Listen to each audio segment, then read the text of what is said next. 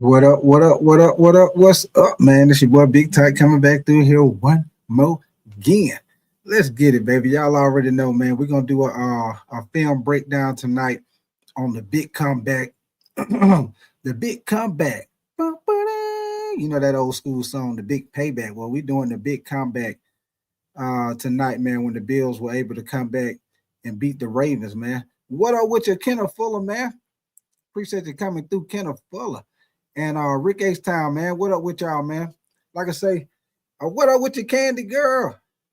Editor King, man. What up with y'all, man? Appreciate y'all coming through. What up with your Oozman? You said big tight charging in like the charge. And I hear you, Oozman, man. I hear you, brother. I know y'all feeling good about them charges, man. Rick H Town. Know y'all feeling good, man. Appreciate y'all coming through, man. Like I say, we're gonna do a little film breakdown tonight, man. With the Ravens and the Bills. We're gonna break down the film and see how the Bills were able to come back on the Ravens. Also, we're gonna do a week one NFL reaction, man. What up with your Rick H Town? I know you happy. I know you excited about them Chargers, man. That most definitely was a big win for y'all week one against the Kansas City Chiefs, man. So yeah, man, we're gonna do a little week one NFL reaction, and we're gonna break down the field with the Ravens and the Bills, man. So first thing I want to get into, man, before I play this little video for y'all, going through week one, it's a lot of stuff going on right now, y'all. A lot of stuff going on.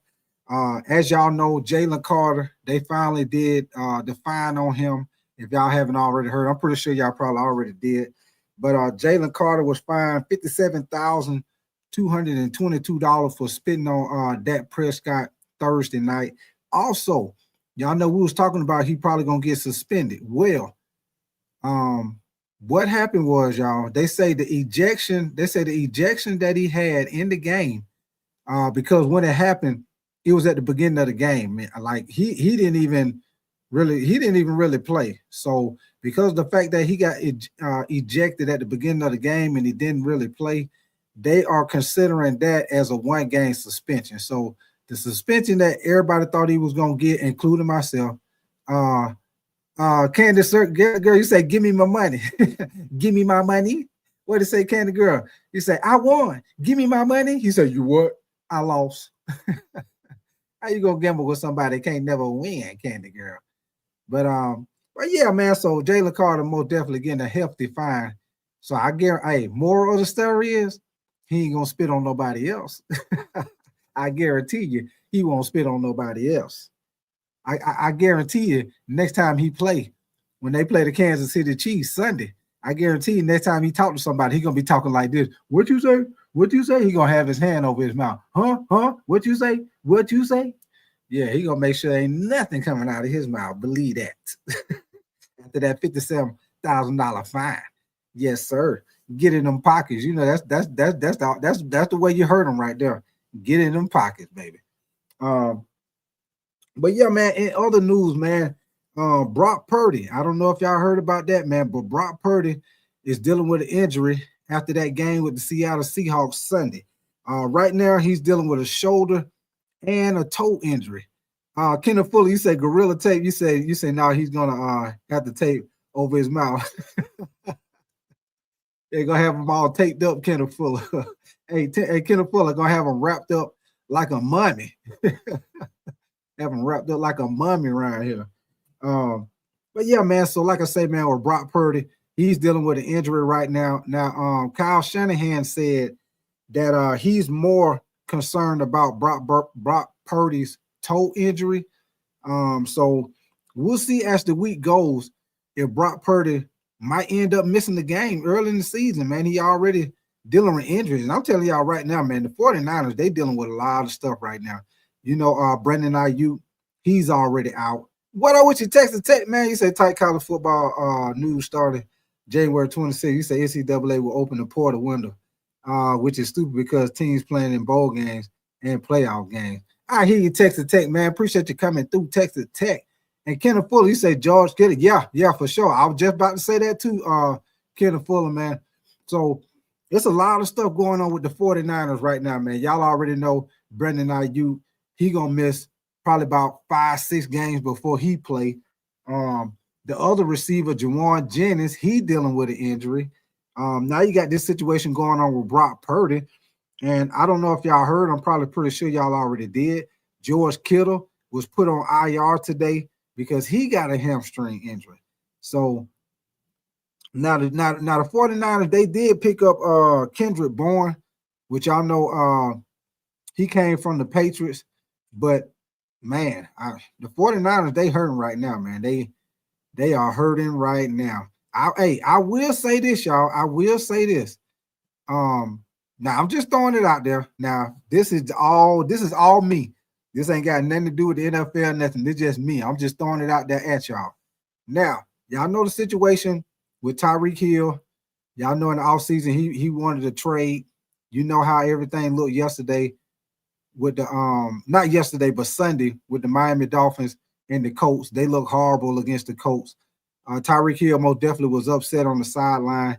Y'all know right now he got the allegation going on from his ex-wife, the domestic violence stuff going on from his ex-wife, man. So it could be a situation where Tyreek Hill might get traded, man. So my thing I was throwing out there at y'all, just throwing it out there. Like I said, ain't no rumors or anything like that. This all me. It's all me. So I don't want y'all to be thinking that anybody else said this. I'm just throwing it out there. Just throwing it out there because we got a situation with the 49ers, got a lot of guys hurt in the skill position. And then we got the Miami Dolphins, got that going on with Tyreek Hill. What if situation came down where he get traded? Where Miami Dolphins put out there that they want to trade him. Then you got somebody like the 49ers. They most definitely need a wide receiver. Kansas City Chiefs with Xavier Worthy. You know, he separated his shoulder.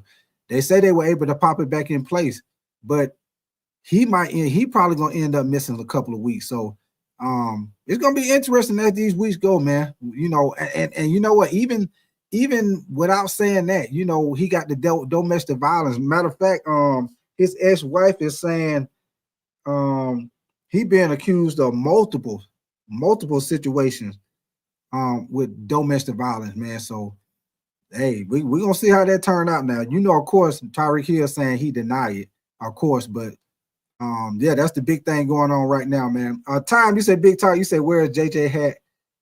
You said, and let me go get my greatest American hero costume ready for Halloween. You already know, Time. Hey, Time. Believe it or not, I'm walking on air. I never thought I could feel so free. What you know about that, Time?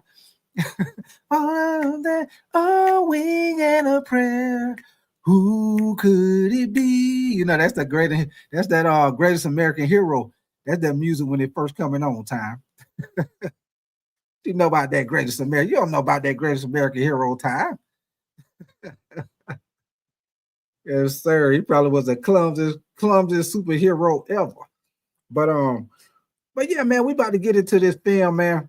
Like I said, I got a quick video I'm gonna play for y'all before we get into the film, man, about what's going on in the NFL right now. You say, Big Tight, I don't think there's a sitcom you don't know about my brother. Hey, I told you, hey, Time. I used to be watching all of them, man. I used to be watching all of them, baby. Believe that.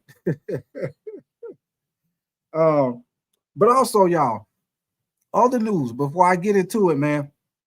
The Pittsburgh Steelers, they picked up Jabril Peppers today. Y'all know the Patriots.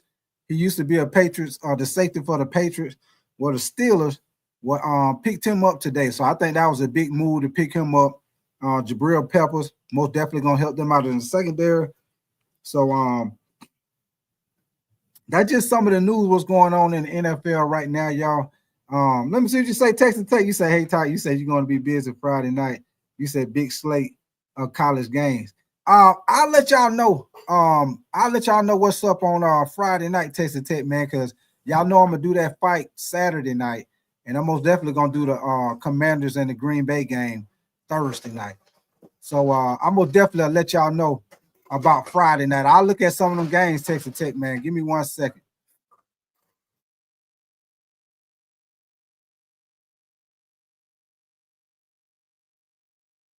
Cook later in the program. Can't wait for that. Also, Broncos Nick Benito is going to join us live, and Greg McElroy has his keys to this weekend's top college matchups. But let's go back to last night and kick it off with J.J. McCarthy's debut on Monday Night Football. Struggled early. Minnesota fell behind to Chicago, but the 22-year-old grew up in the fourth quarter, led 3 Vikings touchdown drives. But here's how he motivated his teammates. And what up with you, Dwayne, man? Appreciate you coming through, Dwayne.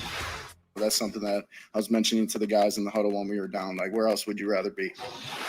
I've never actually said that before, but I feel like it was at the perfect time. You know, guys were kind of, just in their head a little bit. And I feel like if you could, a smile goes a long way. Boy, does it. That's why we always tell our quarterback, Dan Orlovsky, smile more, friend, smile. Please. Bit of a tale of two halves for J.J. McCarthy in his debut. What was your biggest takeaway? The way he plays, the foundation of the way he plays, the process of my feet tell me to go here. And this is the read. While it wasn't perfect early on when it comes to the results, that's what allowed that burst of success. And I think you saw that, like, as a play caller, if you're Kevin O'Connell and you're watching J.J. McCarthy in the first couple of quarters, you're going, he's doing the right thing with the football. He's seeing it the right way, and it's going to the right place at the right time.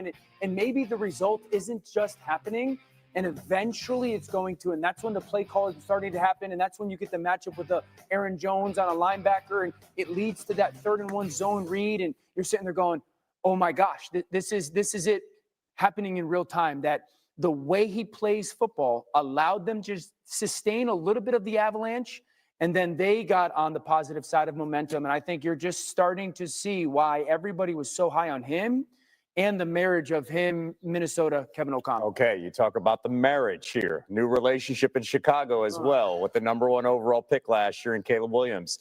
How would you assess what he did in Ben Johnson's system last night? Bears fans, take a deep breath. It's just going to take a long time. You saw the glimpses of unbelievable physical talent. And then you saw some of the things that you're sitting there going. Okay, appreciate that text to tape, man. Appreciate that update. He's not there yet.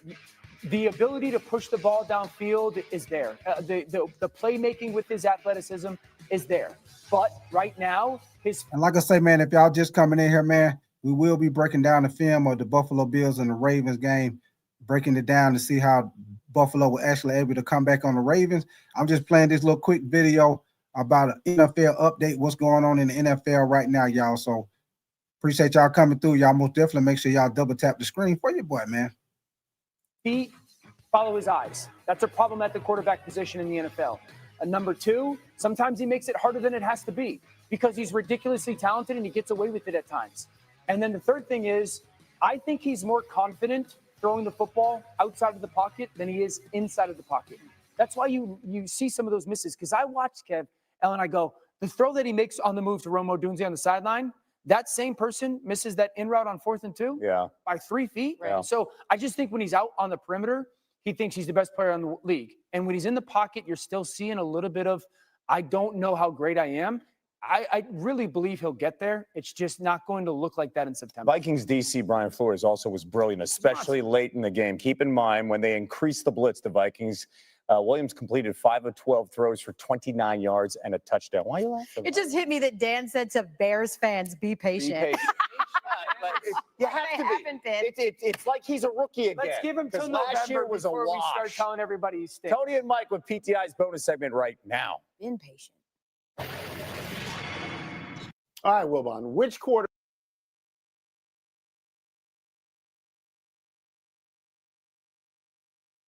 Oh, apparently the more severe and the greater concern. There is a chance, if he can't get through this practice week feeling good enough, that he could miss week two's game, in which case Mac Jones, their backup quarterback, would start in Purdy's place. But the 49ers really won't know much more about that until they get out on the practice field to see how much he can't do. Chiefs hoping for good news on Xavier Worthy, the wide receiver that was injured 3 plays into their opener against the Chargers. He had dislocated his shoulder. They put it back in, but they're assessing what other damage was caused, whether he's going to have to miss time, whether he can play with a shoulder harness. Chiefs working through all of those things. It feels likely that he'll have to miss some time, but we don't know yet exactly how much, if any. So more information on that to come as the week unfolds and the Chiefs get more information on Worthy's shoulder. Chiefs with a Super Bowl rematch against the Eagles on Sunday, and that leads us to this. This just into SportsCenter. The NFL is fining Philly defensive tackle Jalen Carter $57K for spitting on Dak Prescott in the season opener. The league also says the game he was ejected for will serve as his one-game suspension because, remember, the incident happened before the first down. Dan, what more can you tell us about how the league came to this decision? So the league has placed an extra emphasis this year on sportsmanship. They want more taunting flags and things like that thrown. A spitting incident like this in the past has generally resulted in a fine and not a suspension. But in the letter that the league sent out announcing the discipline for Jalen Carter, it mentioned that it's placing an extra emphasis on sportsmanship this year. So they also announced this as a one-game suspension without pay. They believe the suspension to have been served because, as you mentioned, Kevin, he didn't participate in a single play in last week's game. And the fine is equivalent to 1/18 of his base salary. So that is a game check. So they've now established a precedent going forward where if you do this, you're going to be suspended for a game without pay, whereas in the past, it resulted in a fine. So it's significant in terms of that, but the upshot is Jalen Carter will be able to play in that Super Bowl rematch this Sunday against Kansas City. And that is a big deal for the Eagles defense, as we saw the Cowboys do what they wanted up the middle. This will be the 11th Super Bowl rematch the following season. What up with your defending champs, Nathan? by the way. Yes, sir. We is on and popping, baby. Thank you so much. We're following another developing story in the NFL. Dolphins receiver Tyreek Hill has been accused of 8 separate incidents of domestic violence by his estranged wife in court filings. Keita Vaccaro filed for divorce on April 8th, a day after police reported a domestic dispute between the pair. Hill's representatives called the allegations. Thursday, big NFC matchup. Jordan Love and the Packers hosting Jaden Daniels and the Commanders. New edge rusher Micah Parsons has 10.5 again. It's hard. He's just one of them guys that, like, no matter what you could just try to contain the whole time. You can power him. He can go through the A and B gaps, get outside of you. It's hard. You know what I mean? I just think you got to keep an eye on him. And like I said, he got paid a lot of money for a reason. He's a very good player. More Week 2 matchups we're keeping an eye on. Cowboys hosting the Giants in Jerry's World on Sunday. Dak Prescott, 13 straight games against New York, and Dallas comes into this one favored by 5.5, according to ESPN Bet. Of course, the big story on the Giants side, Russell will welcome the Seahawks to town. Seattle's won 6 straight on the road, but it's the Steelers' favored by 2.5 in this one. Pittsburgh looking for a 2-0 start. Rodgers facing his former team, the Jets, and now you got DK facing his former team, the Seahawks. Meanwhile, those Jets, they for Week 2, Buffalo 6.5-point road favorites against Justin Fields and company. And finally, the Chiefs and Eagles, Philly opening up as the favorite, but the line is swung to make KC a narrow favorite. So currently that makes the defending champs the underdogs as of Tuesday.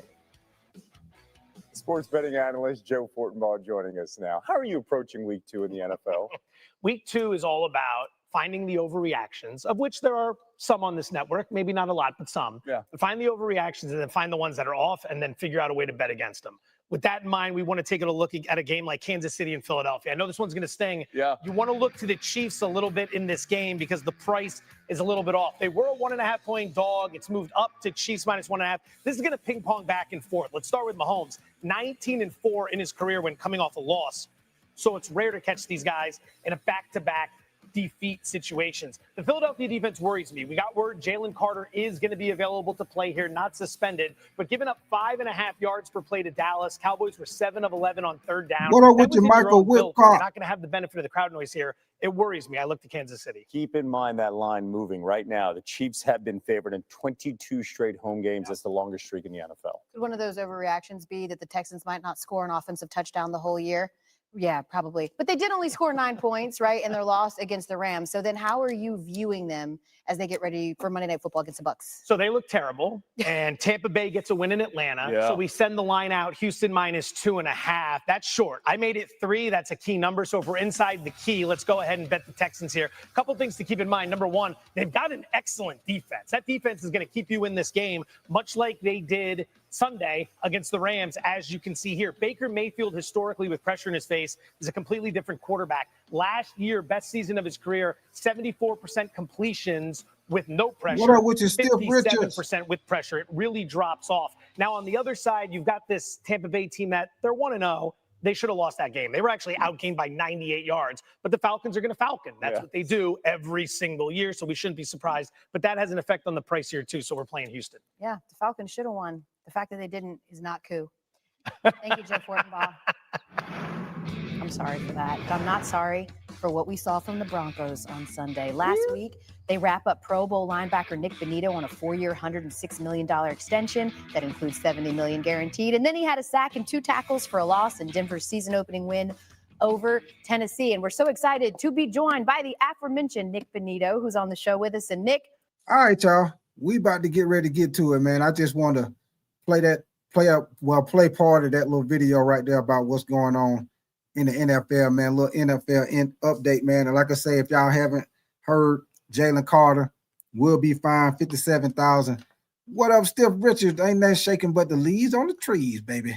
Most definitely. Y'all make sure y'all double tap that screen for the likes, man. We're about to get into breaking down the film for the Baltimore Ravens and the Buffalo Bills, man. Look at the big comeback, what I call it, man, how the Bills was able to come back on the Baltimore Ravens, man.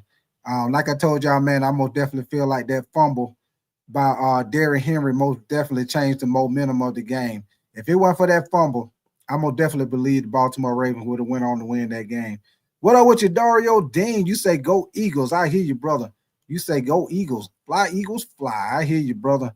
Emma A, you say even though the Ravens lost, you say I got them number 2 for week 1. Okay, I hear you, Emma A, man. And like I said, man, and we about to get into the film recap. Jalen Carter was fined $57,000 basically, y'all, for spending on Dak Prescott. And y'all know everybody was wondering if he was going to get suspended, but they say because he was ejected out of the game at the beginning of the game, he didn't really play. They said they're going to consider that as a suspension. So he will play in the next game against the Kansas City Chiefs.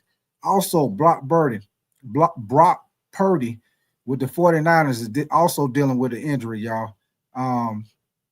He also dealing with an injury, shoulder and a toe injury, y'all. Shoulder and a toe injury. Let me get this off here, y'all. Okay, shoulder and a toe injury, y'all. George Kittle, he has a hamstring injury. He has been put on IR, so he's going to miss at least about 4 weeks.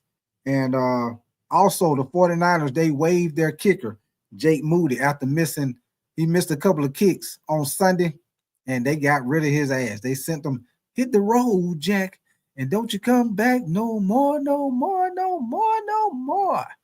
Yes, sir. So y'all give me 1 second, man. Let me get my screen going, and let's get into this film, man. Let's break this game down and see what's really going down. Like I say, man, y'all most definitely make sure y'all double tap the screen and subscribe to the channel, man. And if you're new over here, we do the whole NFL over here, man. We do the NFL and we do college football. And I will be doing live game reaction to the Washington Commanders and Green Bay game on Thursday night, man. So, hey, if y'all ain't doing that, come back and kick it with me, man. But we about to get into this film, man. We finna break this film down for the Buffalo Bills and the Baltimore Ravens, baby. I hope y'all enjoy yourself, and I hope y'all appreciate the content, man. Like I say, double tap the screen if you enjoy the content, man. Give me 1 second. Let me get this up.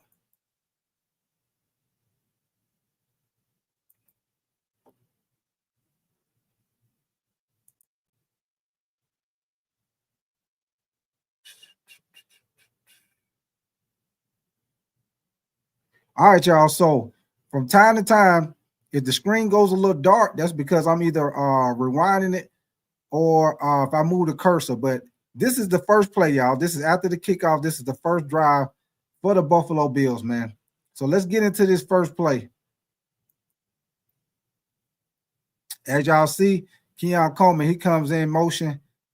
And look at that. Offensive line giving him time. Look at the tight end. He sits right in that hole, man. Dalton Kincaid. Now, this is what you call reading the zone. Let me rewind this back, y'all. This is what you call, y'all look at Dalton Kincaid. He's at the bottom of the screen at tight end. Now, watch how he sits in his zone, man. This is what you call reading the zones, sitting in the hole in the zones, y'all. Look at him come upfield. And watch him turn to the outside. See him curl to the outside? And he catch that ball right there. Get right upfield. That's what you call reading the defense, reading the zone. And you see how he turned outside, away from that linebacker number 32. Turn outside. Now here we go, man. They showing it from the line of scrimmage. That's why I like this film right here, how they show it from both sides.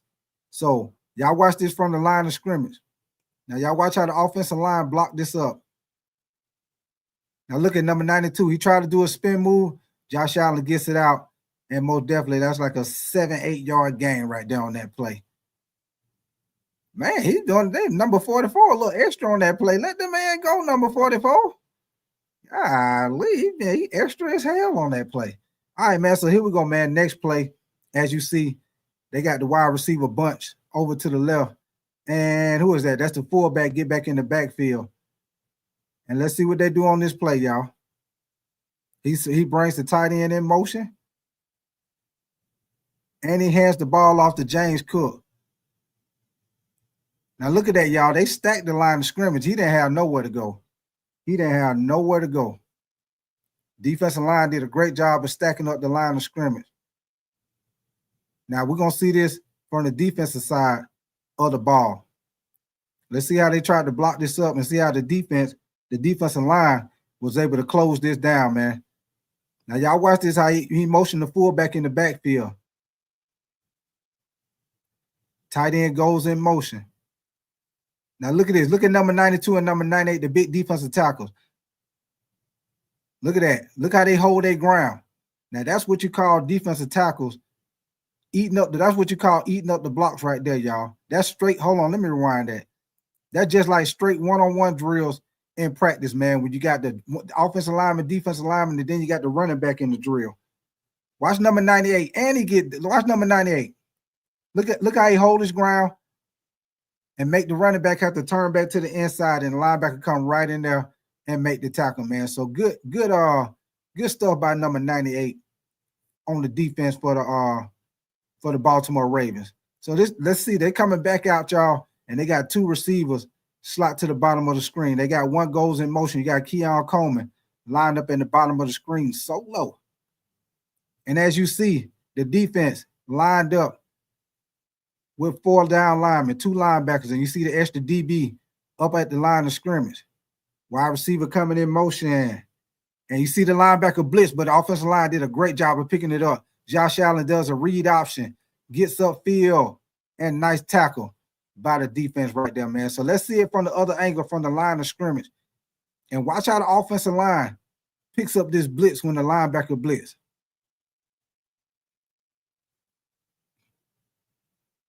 Watch when this linebacker blitz I think that was number 32 for the Baltimore Ravens.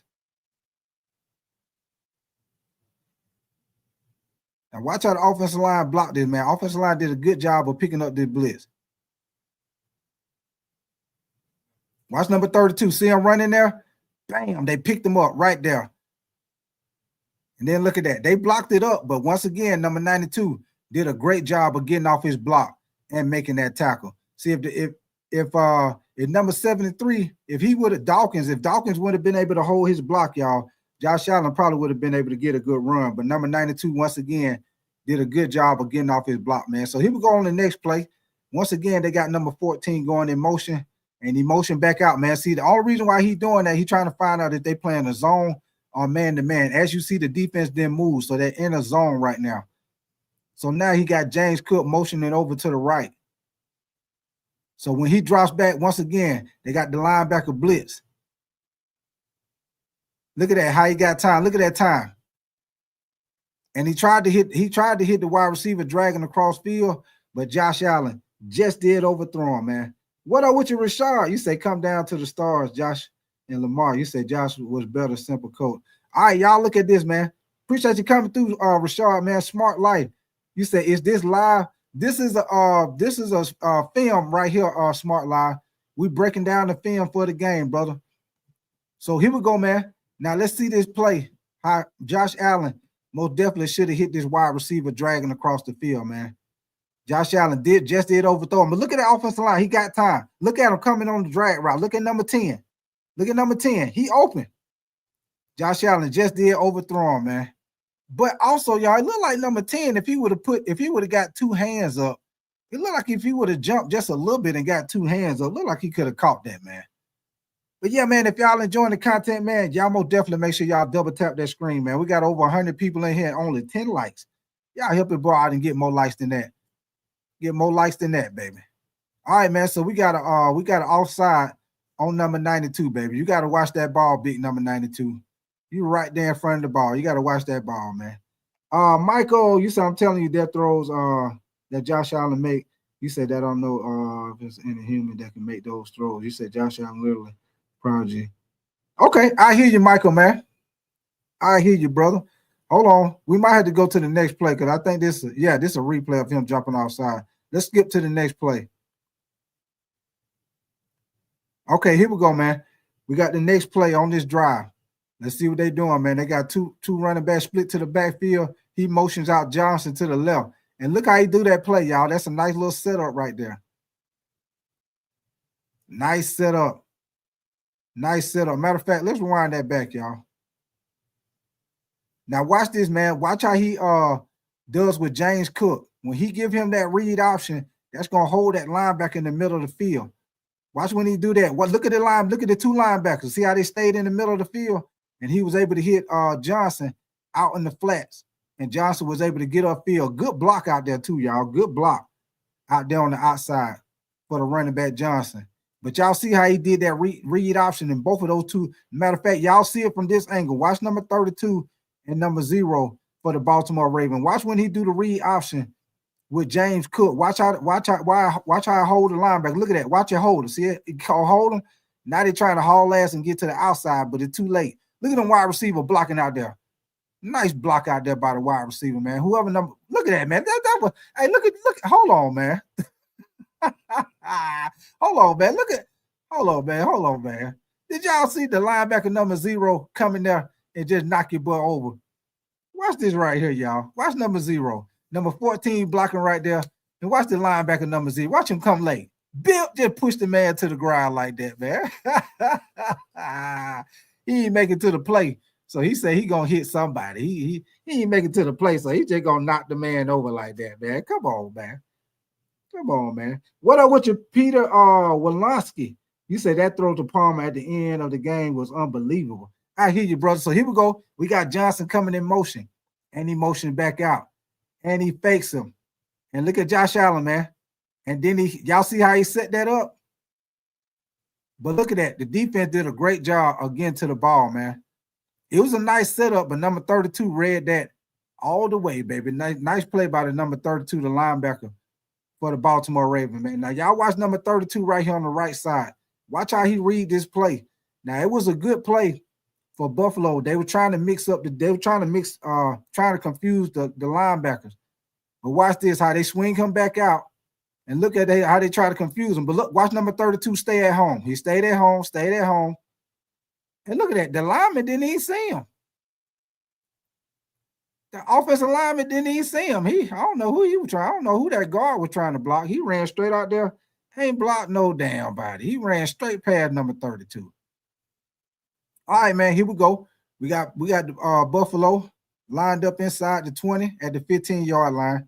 Wide receiver coming in motion. Now you got 2 receivers slot to the bottom of the screen. Matter of fact, you got trips because you got the tight end right there also. So here we go, man. Let's see what they're doing. As you see, the defense lined up in a 4-2-5. Josh Allen drops back. And look at the tight end. Bam, right there up the seam, baby. Right there up the seam. Hold on, baby. Rewind that back, coach. Watch number 86. You see number 86, Dalton Kincaid. Watch Kincaid, y'all. Watch Kincaid on this. Watch him go right up the seam and get his body in front of the safety. Watch him go right up the seam. Watch this. He get past the linebacker and look at him. Cut right in, split the safety. And Josh Allen hit him right there up the seam, baby. For the touchdown, baby. I used to do that same shit when I played tight end. Just split that safety, and the quarterback hit you right there up the seam, baby. For the tutty. What up with you never ever, man? Rashard, you say the Ravens coach should be fired. You say you don't give the ball to Josh Allen on 4th and 3. I hear you, man. Now y'all see it y'all watch it. Y'all will be able to see it from this angle, man. Watch it from this angle. Y'all see exactly what I'm talking about. Once the tight end got past number 0, the linebacker, watch this. He going to go up the seam, and once he get past that linebacker, look at him cut it in. Look at that. Open, right in between the safety. Great route. by number 86. Matter of fact, you want to call that a great pitch and catch by number 86, Dalton Kincaid and Josh Allen, man. So nice drive right there by Buffalo to start out the drive, man. I'm going to skip this part with the field goal. I ain't trying to look at the field goal. Let's skip this part with the field goal. We're going to skip this with the kickoff.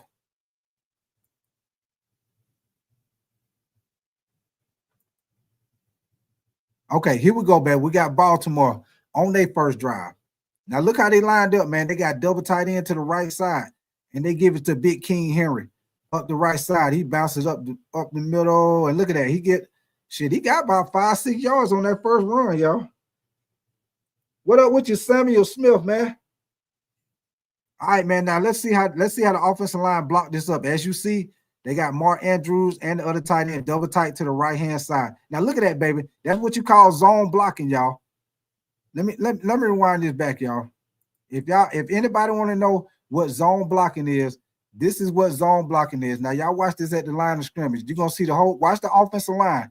Everybody gonna go to the right and see running backs love that zone blocking scheme because they had the option to cut back. Now watch this. Now you see the hole, see him cut back in that hole. Now watch him read that block. See, that was a good read by Derrick Henry right there, man. He was gonna cut it back up, but he got behind big number 72 for a nice game, y'all. Nice game. You say that kick at the end of the game, you said, man, I thought it was going to get blocked. All right, man, so here we go. Once again, he gives it to King Henry again, and he get hit right there immediately, y'all. Immediately.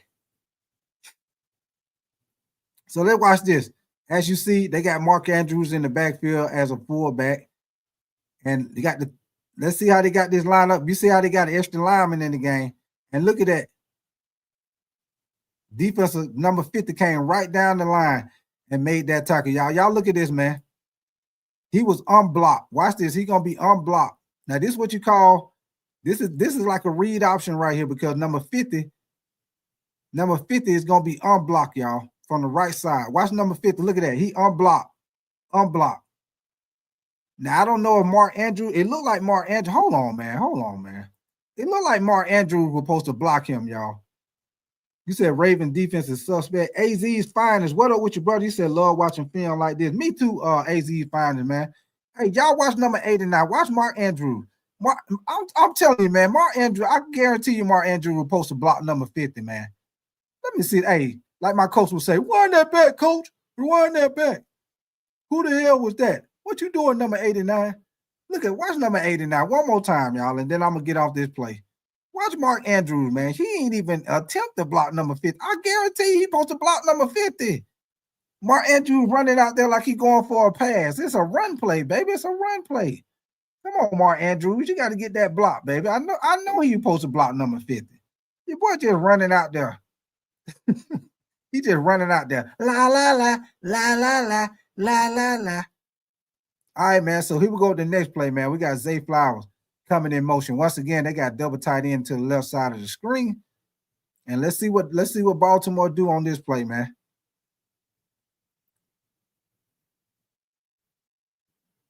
You said Mark Andrews would have had the second level. All right, man. So he hit Hill. I think that's who, Justice Hill. He hit him out the backfield.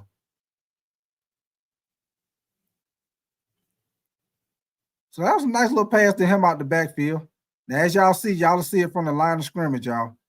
I love it from this angle because you can see how the offensive line block. You see if somebody missed the block. I love it from this angle right here. Now, he didn't do that much, Peter. He didn't do that much. I think he caught maybe a couple passes. But here we go, man. Watch number 43. He's going to release right out into the flats. Watch number 58. Number 58 got out there late.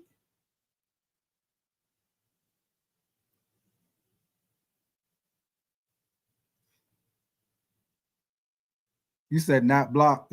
All right, man. Here we go. Next play. We got trick receiver, bunch to the right. And we got, it looked like is that Mark Andrews lined up to the bottom of the screen? So we got that's Rashard Bateman coming in motion. And look at that, man. Buffalo blitz, but he hit Mark Andrews right there. So there you go. Somebody was asking about Mark Andrew Peter. That's Mark Andrew right there with the pass. Mark Andrew just caught that pass right there, y'all. So let's see it from this angle. Watch how Mark Andrews sit in the zone, y'all. Watch how he sit in the zone.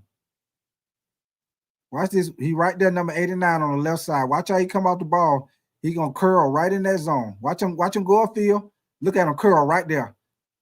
Lamar Jackson hit him. As y'all see, hold on. I'm gonna show y'all a key thing on this pass right here. It was a very good pass by Lamar Jackson. Watch how he throw it to the outside shoulder of Mark Andrews, which was a great pass because you had the defensive, you had the DB. Watch this. Look how he throw it to the outside shoulder. Great pass. That way, number 24 don't have no way to get to it. See, if he would have thrown it to the inside of him, number 24 would either knocked it away or picked it off. But that was a great pass by Lamar Jackson to throw it to the outside shoulder of the tight end, man. Great pass by Lamar Jackson. All right, man. So here we go. We got the Ravens lined up with double tight end with I formation, old school I formation. So here we go. We got the fullback give to King Henry. Good block. But King Henry bulls forward for probably maybe about 3 yards. But that was good defense right there. The defensive line pretty much stood their ground. They pretty much stood their ground right there. Let's see how they block this up, though. They pretty much stood their ground. And what kind of stance is that? Is number 88, the tight end on the left side? What kind of stance is that? Okay, here we go, y'all. Now look how they block this up. Number 84. Ooh, number 80. Ooh. Hold on, man. Watch the hey, watch number 84. Watch the fullback, man. What the fullback got? Man, he got. Watch number 84, y'all. Watch number 84. What up with your Daniel Berry Sports, man? Watch number 84, y'all. Watch this linebacker. Bam! Boy, number 84 got stood up in there, man. That's why I love watching the film. That's why I love watching. Hold on, one more time, y'all. One more time, and then hold on, y'all. One more time. For the roll. Watch number 84 and watch number 0. Watch number 0 on the defense. Watch this. Straight mirror drill. Damn. Well, he got stood up, boy. Stood up. You better tighten up out here, baby. Get in that weight room, number 84. Get in that weight room. All right, man. So here we go again, man. We got Lamar Jackson in shotgun. With all right, we got Justice moving over to the left side. And he does the read option, but he keeps it. That was a nice read option right there, man. Look how they blocking out there. Look at that block. Nice block out there. That was a nice play right there. Man. Hey, if y'all enjoying the content, man, y'all most definitely make sure y'all double tap the screen. For the likes, man, and subscribe to the channel if y'all enjoying the content. Now look at this, y'all. Watch this read option. Watch this, y'all. He moved him over to the left side. Now watch how he pulled the defense to the right. Look how they stayed. Look at old boy. Hold on, y'all. Hold on. He faked the hell out of him, man. Hold on. I gotta show y'all. Watch the defensive end on the left side. Watch when he come in, y'all. He slanted in so hard. He didn't even see Lamar Jackson run to the outside. Watch this, y'all. Watch. Look at him. He trying to go. Look at he done ran into his own man. Lamar Jackson going up the field. Damn defensive end crashed all the way in. These AZ finders, you say they gotta disguise those runs better. I agree with your AZ finders, man. I agree with you, brother. All right, man. Next play. Let's see what they got. Man, Baltimore do a lot of double tight end sets, y'all. Once again, they in double tight end again. They do a lot of double tight end sets. So as you see, Buffalo is in the 4-3 with the safety stepping up. And one safety dropping back is the free. So they do a play action. And look at that, y'all. They trying to take a shot. Rashad Bateman open. Well, Derrick Henry, he came open late in the flats. But if y'all look at this play, y'all, let me rewind this play. Look at Rashad Bateman at the bottom of the screen. That's number 7. Rashad Bateman at the bottom of the screen. Watch him run this curl route. Look at him. Bam. He open right there. Look at him. He open. I mean, both of them were open. Rashard Bateman was open and Derrick Henry. But yeah, man, I just wanted y'all to see that right there with Rashard Bateman. But Derrick Henry, he came open too in the flex also. But here we go, man. They're gonna show up from the line of scrimmage.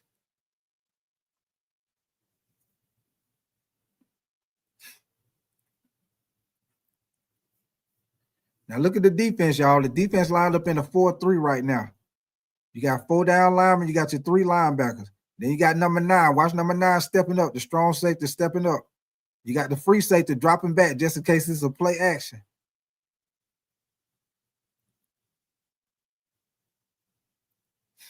Now look at Derrick Henry go out to the flats.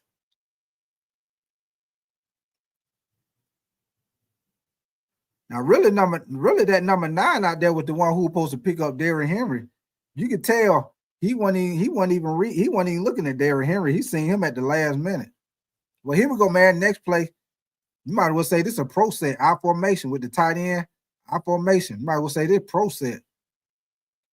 All right, man. And they run the ball to the left side. Once again, good defense right there, man. Good defense by the defensive line to hold on. Yeah. Good defense by number. Who is that? Ed Oliver, number 91. All right, watch the defensive line, man. Watch how they able to stand them up and get off the block and make this tackle. Look at this. Once again, they zone blocking to the left. Look at Ed Oliver get off that block. Nice play by Ed Oliver, number 91, man. The D tackle for Buffalo. Nice play, man. Rashard, you say bad play, no deep route on that play. You say too many curl routes. And you say with one safety pressing, you say would have had Zay run a post deep route. Yeah, I agree with you, Rashard. That's why I say, man, sometimes you got to call them audibles, man.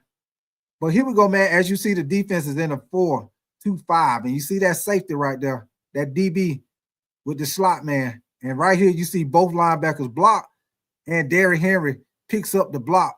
And Lamar Jackson, is this the one he gets sacked? Yes, he did. They got him. Yes, sir. Now, hey, as y'all see how the defense was able to collapse that pocket, y'all. The defense did a great job of collapsing the pocket. You say, I'm glad there's 2 teams better than the Chiefs this year. You say maybe 3 if you count the both Ravens and maybe the both. Okay. Hey, now y'all watch this, y'all. Watch the 2 linebackers. Watch number 58. And let me see. What number is he? Is he number 8 or 0? But y'all watch the 2 middle linebackers right here, y'all. When they blitz, y'all watch how they cross each other. They're going to cross each other to try to confuse the offensive line. But Derrick Henry do a good job of picking them up. He do a good job of picking them up, but he does a good job of getting off the block. See, Derrick Henry didn't hold his block, y'all. If Derrick Henry would have held his block, then Lamar Jackson would have had a little more time. But as y'all see, let me rewind this playback. As y'all see, Derrick Henry stepped up for the block, but he didn't hold his block. See, watch this. He stepped up, block. But see, Derrick Henry ain't going to hold his block. He came right off Derrick Henry, got in there, and made the tackle on Lamar Jackson. So Derrick Henry got to do a better job right there holding his block, man. He came up and picked up the blitz like he supposed to. He just didn't hold his block, man. He didn't hold his block. So here we go, man. We got the next play. And let's see what they do on this play. You got 2 receivers to the top and the tight end lined up to the right side. And who is that? Justice Hill in the game at running back. Look like, let's see. So the defense, they blitzing on this play. They blitzing. And the dude comes straight through the line of scrimmage. Ain't nobody open.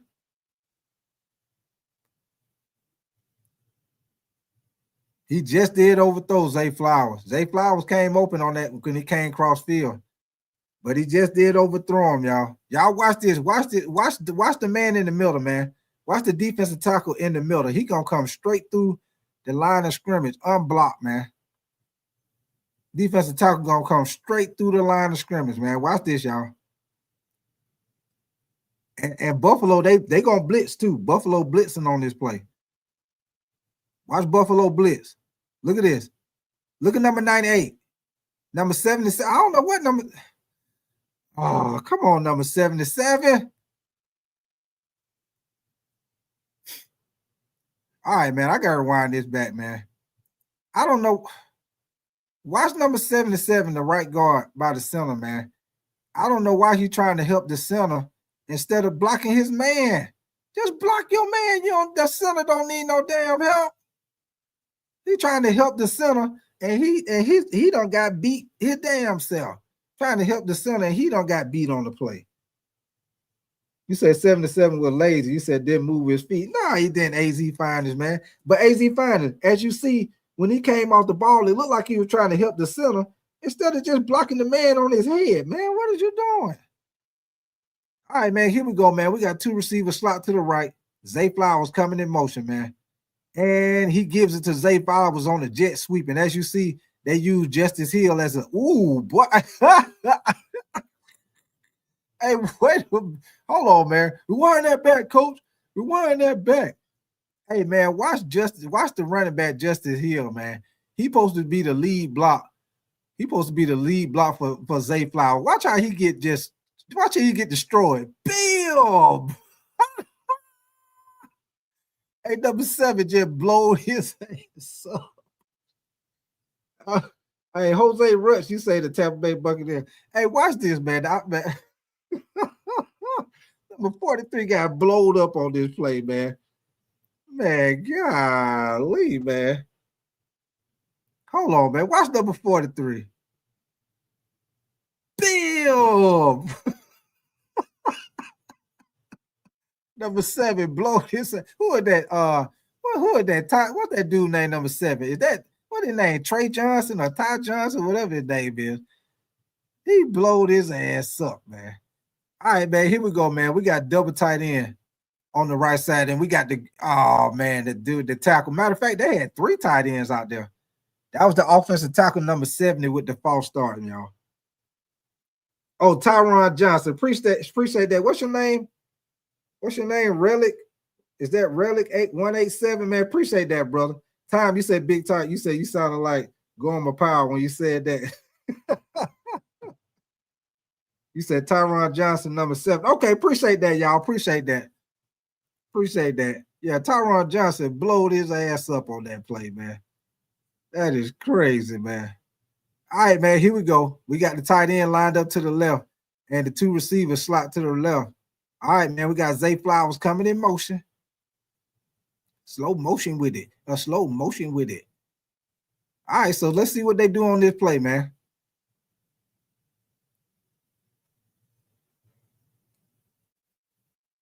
All right, so they brain 4. Shit, ain't nobody open right now. Ain't nobody open. As y'all see, ain't nobody open. Nobody open on that play. Let's rewind this back, y'all. Look out there. Look out there in the secondary, man. There's nobody open on this sack, y'all. When he got sacked on this play, look at everybody out there. Nobody open. You got the out route. You got a guy running deep. You got 2, Mark Andrews and the other guy crossed up in the middle. It is nobody open.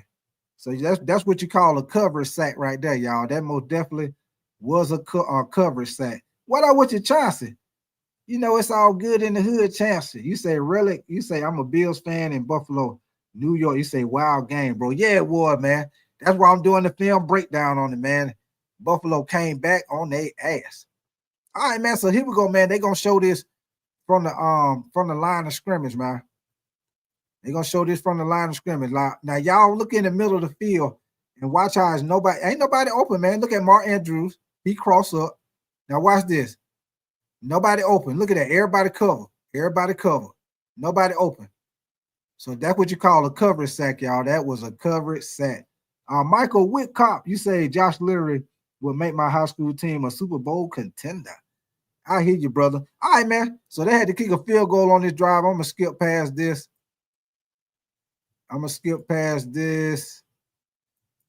Let's get back to what Buffalo get the ball on offense.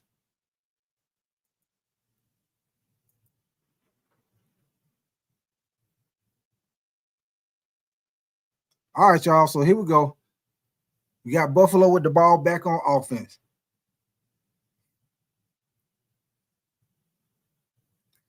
Okay, so here we go. We got Buffalo out here with 2 tight ends set, double tight end.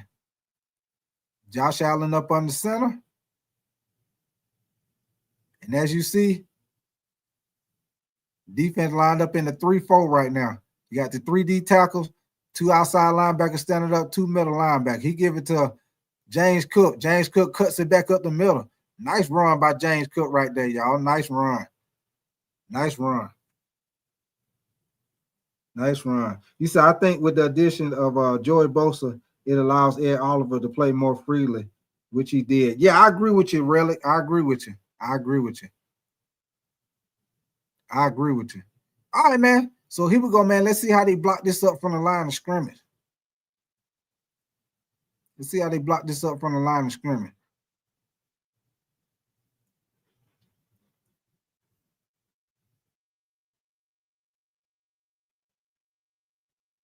All right, so look at this, baby.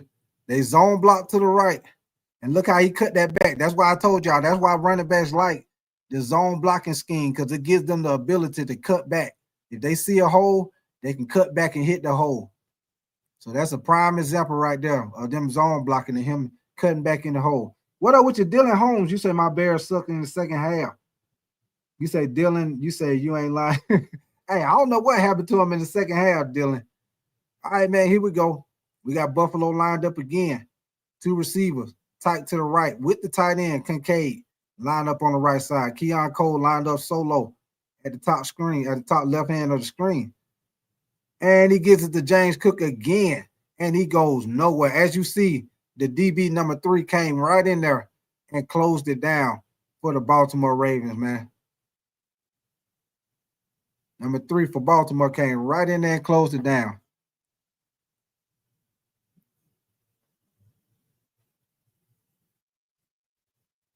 Was that the cornerback? I think that was the cornerback, y'all. You said I was impressed with Bosa. You say great addition for $10 million. Yeah, it was. Yeah, it was, Peter. Great addition, man. Great addition. All right, man. Look at the DB. Number 3 came right in. Right in. He came in on the blitz, y'all. Number 3 came in on the blitz and shut that play completely down. Shut it down. Matter of fact, y'all, hold on. Let me get a little music going. Hold on, give me 1 second. What up with you, Wes, man? Let me get a little bit of music going. Hold on, y'all.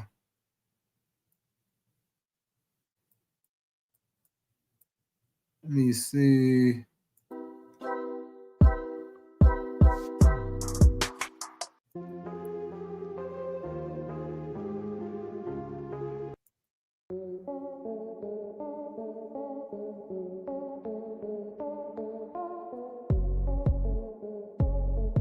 All right, man, let me get back to it. Y'all let me know if that music too loud.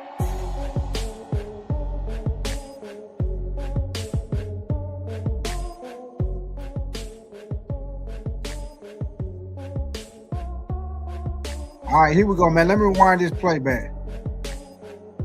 Okay, hold on. Okay, here we go, y'all. Let's get it, man. Let's get it on this next play. You said, Michael, you said, can you freestyle rap the commentary over the beat? Now, I don't know how to rap, Michael. Now, I can rap somebody else's song, but I don't know how to rap. You sound like the music is perfect. Okay, appreciate that, Chancellor. All right, man, as y'all see, that play got shut down immediately. That play was shut down immediately. All right, hold on. Let me skip through, y'all. That was a punt. We don't see no punt. All right, man. So here we go. Baltimore back with the ball. And he gives it to Derrick Henry off the right side. Is this the one when Derrick Henry broke? Good run by Derrick Henry, man. He probably got about 10, 12 yards on that run. Good run. You say fly, Eagles, fly. I hear you, Wes. Now, let's see how they block this from the line of scrimmage, y'all. Look at that. Oh, good block by number 64, man. Good block by number 64. Hold on, watch this, y'all. Watch how number 64 get to the second. Watch number 64. He got number 64. Who is he? That's the center. Watch the center, y'all. He gonna get over and get this block at the last minute. Watch him get this block at the last minute on the linebacker. That little part with him getting in the way was able to get Derrick Henry through that hole, man. Good block by the center, number 64, man. He got right over there, was able to get to that linebacker right in time for Derrick Henry to get up through that hole, man. You said, so I can't rhyme at all. All right, man, here we go, man. Next play. They're in shotgun. And he faces the Derrick Henry this time. Look at that, y'all. Good block, good block, good block, good block. Yes, sir. Nice pass right there. Who is that? Is that Zay Flowers? Yeah, that was Zay Flowers on that play. That was a nice pass play to Zay Flowers. Now watch Zay Flowers. He's going to come all the way across the field, y'all. Look at him. He goes upfield. This is what you call a dig route. Look at him come across the field. Damn, that's a nice route. Nice route, y'all. That's what you call a dig route right there. If y'all wonder what people call a dig route, you see he pushed up field. He about 12. We got him push up field. He got up field about 12, 15 yards, cut right across. Nice dig route. And you see the wide receiver on the other side run the fly route to clear that area out. That's what you call a clear out route. Rashad Bateman ran the fly route just to clear that out. So Zay Flowers can come right across on that dig route, y'all. And here we go from the line of scrimmage, y'all. Y'all watch it again. This is what you call route combination, baby. Look at Zay Flowers. Get upfield. Watch him come right across on that dig route. See how I like this so you can see what the quarterback see. Look at that. Damn, wide open. Rashad Bateman, all he did was take that DB out the play. So he can come right up underneath on that dig route. Astro, what up with you, man? All right, man, here we go on the next play. We got split backfield. Now we change to an I formation. And he brings Mark Andrews in, line him up tight at tight end. Now you got double tight end. All right, they give it to Derrick Henry. And good tackle right there. Who is that number 0? Is that dude number 0? Or is he number 8? Oh, he's number 8. That's number 8. All right, man, let's see this from the line of scrimmage, y'all.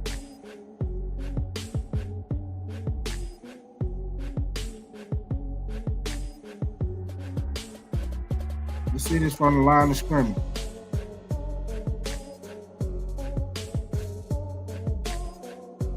Now look at this, baby. That's what you call a trap play. Hey, if y'all don't know what a trap play is, I'm going to show you right here. Watch number 72, which is the guard on the left side, y'all. Y'all see Lamar Jackson, number 72, lined up right there. Watch number 72 pull. Watch he pull. You see that? Watch he pull. That's a trap play. The only problem is number 72 should have blocked number 0. He didn't. I don't think he's seen number 0. But if he would have seen number 8, the linebacker, he would have blocked him. But that's what you call a trap play right there, y'all. So here we go right here, man. We got, let's see what they doing. So Lamar Jackson, I guess he's making the audible. He backing up. But I guess let's see what he's doing. Oh, he probably making a call at the line. Matter of fact, they're making adjustments at the line because Buffalo got all these guys up in the line of scrimmage. So let's see if they drop or if they bring everybody. So they drop. So everybody dropped. They only bring 4 people. And he hits. Who is that? Rashad Bateman in the middle of the field. So this is a prime example, y'all, of what they call trying to confuse the quarterback and the offensive line, y'all. Because when we get all these guys in the line of scrimmage, offensive line had to block inside out. Which, as you see, they dropped everybody. They only brought 4. And he was able to hit Rashad Bateman right there in the middle of the field for probably about a 6-7 yard gain, y'all. Wes, you said okay. Astro, you say when we Packers beat Hurts, you say we say love Hurts. All right, here's your Astro, man. All right, man, here we go. We see this from the line of scrimmage, y'all. Now, this is the reason This the reason why you seen Lamar Jackson. See how he talking to everybody? He talking to the line. See how the center look back? They're making their calls right now because Buffalo got all them guys up in the line of scrimmage, man. But what Buffalo do is they fool them. They drop everybody. They just want to try to confuse them. But good job of Rashad Bateman sitting down in the zone right there. Rashad Bateman did a great job of sitting in the zone right there.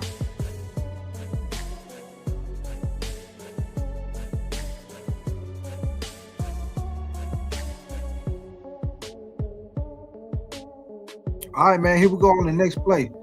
As you see, we got two receivers slot to the right. And he faked it on a read option. Lamar Jackson keeps it and runs. He at the 40, 35. Nice run by Lamar Jackson right there.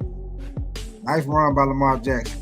Let's look at this from the line of scrimmage, y'all, because the guy that he reading is that defensive end over there. Look at number 97. Matter of fact, that's Bosa. Watch Bosa, y'all. That's who he reading, Bosa. When he do this read option, look at Bosa.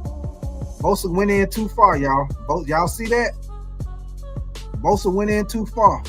Let's watch this play one more time, y'all. Watch Joey Bosa. Watch number 97. He gonna crash. He gonna come in too far. That's the reason why Lamar Jackson was able to get to the outside, y'all. Watch him on the read option. Watch this. He gonna go down too far. Look, he too far inside. Lamar Jackson able to beat him back outside with his speed. You see him? He can't catch him. He ain't gonna catch him. Yeah, your boy. He went in. He went inside a little too far. If he would have stayed out there, y'all, Lamar Jackson would have had to cut that thing back inside to the traffic. But because he came in a little too far, Lamar Jackson was able to get outside of him, y'all. So here we go, man. We get back with the I formation again. And he tells Zay Flowers to motion out. And he pitches the ball to Big King Henry. Oh, good block. Number 84 finally got a good block. Good block, number 84. And this is this is the touchdown with Derrick Henry. Look at number 84 finally got a good block as a fullback, man. We got to see this again. We got to see this from the line of scrimmage, y'all. Watch number 84. The reason why Derrick Henry scored this touchdown, watch number 84.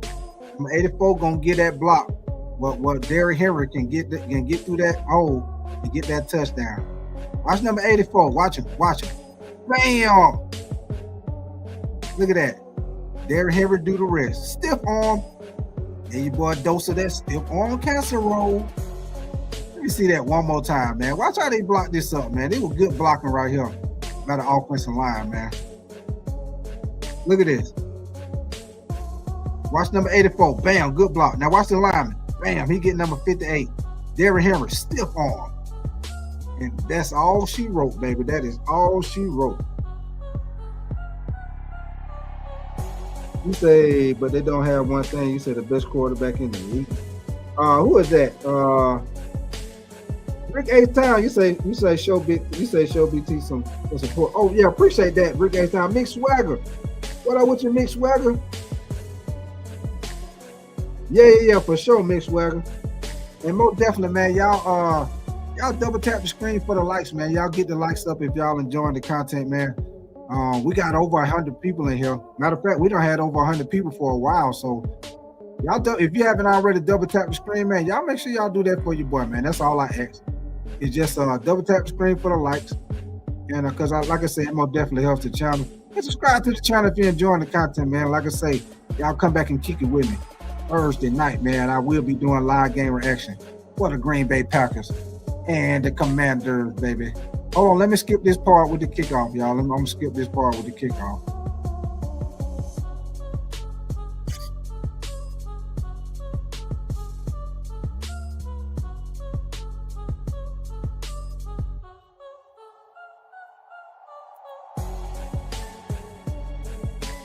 All right, y'all, let's go, baby. On to the next one. So here we go, man. We got Josh Allen in shotgun. He got 5 wide receivers. Well, he got 5 receivers. Trip left. And look at this, y'all. They tried to run a screen, but Keon Coleman drops the ball. Come on, kid. Hey, look. When y'all see this play, Keon Coleman looks upfield. That's why he dropped this ball, man. Let me see. I'm gonna see if they show it better from this angle. But Keon Coleman Hold on, y'all. Keon Coleman drops the ball because he was looking upfield before he caught the ball, y'all. That's the reason why he dropped it. He was looking upfield, man. Got to catch that ball first, baby. Got to catch that ball first. Alabama biggest fan, man. What up with you, brother? All right, man. So here we go, man. Next play. We got the wide receiver motions over. As you see, the defense is playing the zone because nobody went with him when he went in motion, y'all. So let's get it, man. And as you see, it look like Kyle Hamilton is blitzing. And he hits the wide receiver on a nice little, what you want to call that, a little curl route. For a short game. Now watch this, y'all. Watch when Kyle Hamilton, number 14, he's going to come up and blitz. But Buffalo going to do a good job of picking it up, y'all. Watch number 14. He creeping up. Look at him creeping. Creeping. Yeah, we creep. Yeah, just keep it on the down low. Yeah, your boy creeping. Look at him creeping. But look at this. Look at the block, man. That's what I'm talking about, y'all. Look at. Hold on, man. Let me show y'all something, man. Watch the offensive line. Watch number 64 and number 79. Watch how they pick this up, y'all. Watch how they know. Number 79 already know to pick up the outside man, and number 64 gonna pick up the inside guy. Watch how they do this, man. This is great. Watch this. Watch how them look. You see that? You see that, y'all? Number 79 hey, boy, he put Kyle Hamilton on the ground too, boy. Put Kyle Hamilton ass on the ground. But yeah, that was great blocking right there by the offensive lineman, man, to pick up them guys. You said draw on the screen. And what's your name? CM Roberts. What up with your brother say the Vikings?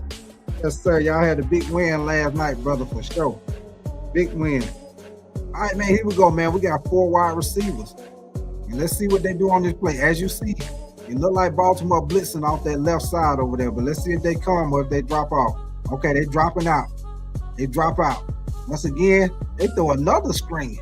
But that was a bad pass. Bad pass by Josh Allen, man. Yeah, that was a bad pass by Josh Allen. He got to see on that screen route, y'all. You got to throw. You got to hit him where he can catch the ball and try to get upfield. But Josh Allen, he gonna throw it low and in front of him. He gonna throw it lower and in front of him. Well, when he catch it, he already leaning forward. Like watch how Josh Allen throw him this pass, y'all. Good night, Munchie. What up with you, brother? Good night, Munchie, in his house. Elvis Powell, what up, brother? Now watch this, y'all. Look how he throw it to him. Look at his low. He damn near went to the ground to catch the ball, y'all. So that was a bad pass by Josh Allen right there, man. If he would have threw it right, Kincaid probably would have got a nice little game right there, y'all. But here we go. Let's skip this. I'm gonna skip the punt. I'm gonna skip this punt.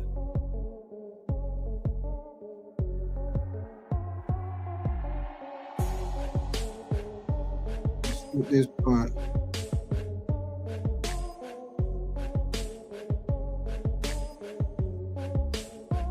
All right, y'all. Here we go. We got Baltimore with the ball again, y'all.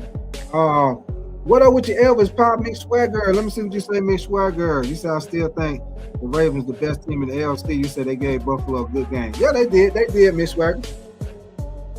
Mick Swagger, I never coached Mick Swagger. I wanted to coach, but I never coached Mick Swagger. But that's what I wanted to do. Mick Swagger, I wanted to do 2 things. I wanted to either coach or I wanted to do live commentary. So that's why I like doing the live game reaction, Mick Swagger. But nice pass right there to Rashard Bateman, man. Nice pass to Rashard Bateman. Y'all watch Rashard Bateman on this pass. Y'all see Rashard Bateman at the bottom of the screen. Look at him. Get upfield. Run that nice, that's what you call a nice little slant route. Nice little slant route right there. He was able to get off the bump and run and get his body in front of the DB. Well, Lamar Jackson was able to hit him right there. Hit him right there in the bread basket. All right, man, here we go. Let's see it. We see it from the line of scrimmage. I hit him on this slant route, man. And as you see, they playing man-to-man because Tyron Johnson, you see him went cross-field in motion with Mark Andrews.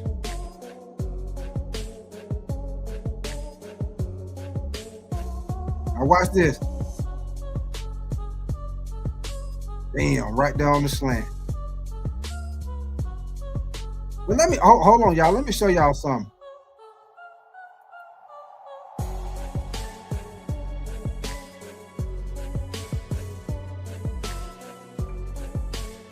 Hold on, y'all.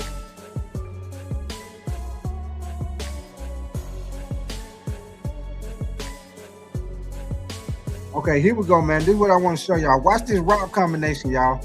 With Rashard Bateman running the slant. Watch Mark Andrews run this little out route. He gonna take Tyron Johnson out to play. Look at this. See how he take him out to play?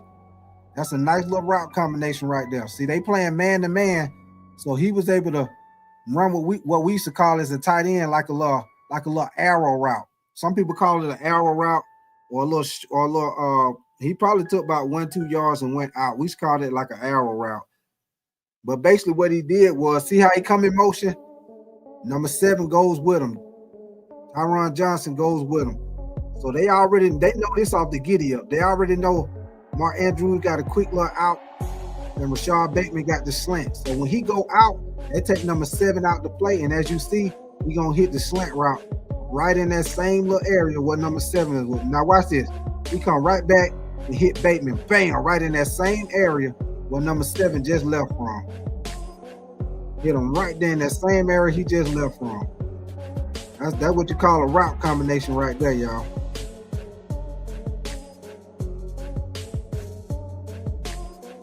All right, man, hold on. I'm going to skip to the next play.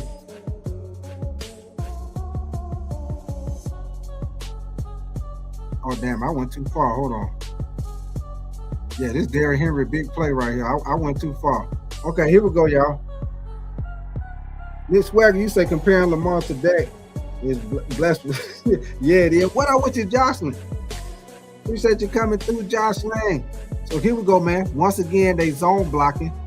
Nice block. Look how Derrick Henry was patient. Derrick Henry was patient on that play. Look at him. The boy got good speed to be his size too, man. Yeah, I gotta see. I want to see this run right here from the line of scrimmage, y'all. What up with you, Johnson? You say you would have been a great coach. I appreciate that, Johnson, man. All right, man. Now watch this, y'all. Watch this. They gonna zone black. Well, we facing them, so they gonna be zone blocking to our left because we facing them. But you see how he brings Mark Andrews over. He brings him over, and as you see, they playing a 4-2-5. See the 2 linebackers. And you got Johnson, number 7, over to the right side. Now look how they zone blocking. Everybody go to the left. Look how Derrick Henry. Look at his patience. Look at his patient. He gets through the hole. Damn, brace the tackle. Hey, he got to wrap up on that tackle, y'all. He has to wrap up on that tackle. This is what you call not wrapping up on the tackle, y'all. Let me rewind this back. Because whoever this was missed this tackle, could have had the tackle in the hole. Let's see who was that. Bam, he missed the tackle. You got to wrap up, baby. He tried to throw his shoulder. He tried to throw his shoulder, man. And you can't tackle Derrick Henry like that. He gonna step up out of that every time. You say West, man. You say KC in trouble, and West. You say I hope so. You say we need some work. I got you. All right, man. Let's go to the next play, man. That was a big game right there, man. So we got Lamar Jackson in shotgun. So he motioned the running back behind him in the pistol formation with the tight end lined up to the right side. And he gives it to him up the middle of the field. Nice run right there. Nice block right there. Nice play right there, man. They didn't get a big gain off of it, but I like how they set it up, though. I like how they set it up. Look at Lamar Jackson. He's telling him to get behind me. Get behind me, man. He just told him, get your ass behind me. Now watch how they do this, y'all.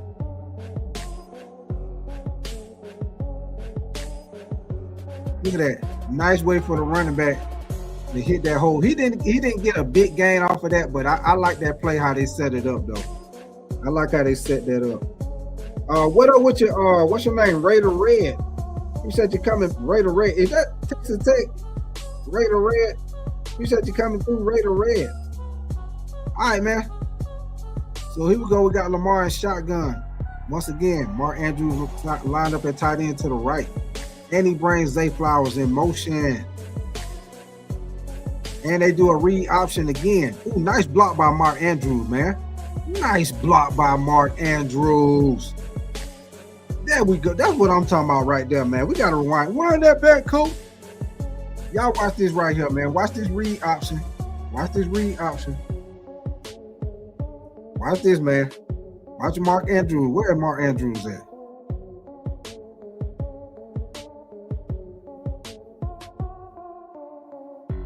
Yeah, here he come. You see how Lamar Jackson told him? Now watch Mark Andrews. Oh, they pulled him. Oh, they ran a misdirection. Ooh, nice block by Mark Andrews, though, man. Ooh, I like that play right. Did y'all see how they ran that play? They ran a read option, but they also did a misdirection. Watch Mark Andrews. He lined up on the left side, y'all. Mark Andrews pulled. Look at the misdirection and a read option. They ran a read option and a mixed direction mixed together. That's a nice play right there, y'all. I like how they set that up right there. Let me see that one more time. One more time, y'all. Then I go to the next play. I like how they set that up. They did a read option combined with a mixed direction. Watch out. And what I mean by mixed direction, y'all, look. Hold on. What I mean by misdirection, y'all, look how the offensive line slants to one side. And he have a man coming in motion like everybody going to the left. But then you got Mark Andrews pulls to the right side. So basically what they did was make the defense think they were going to the left. Look at that. That's what you call misdirection. See how they got confused? Number 58, the linebacker got caught up in the middle of the field. All of them got caught up right there in the middle. That's what you call a great misdirection play right there. Make them think you're going one way and you bring it right back the other way. Almost like doing a wing. If y'all know anything about the wing T offense, that's just like running the wing T offense back in the day. Wing T offense was nothing but the offense set up to try to confuse the defense, make you think you're going one way and they going another way. They try to trick you by getting you to look in the backfield. But I like that play right there by Baltimore. That was a nice play. Hold on, y'all. I'm gonna fast forward this kickoff.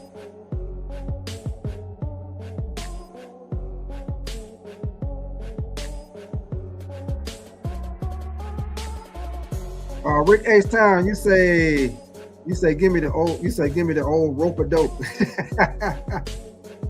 And Chauncey, you say trick play, yeah.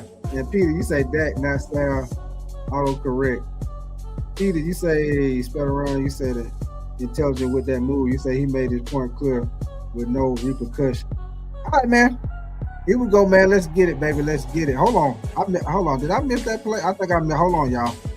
Okay, well, we'll do it from right here because I think that was a running play. Let's see what they do, man.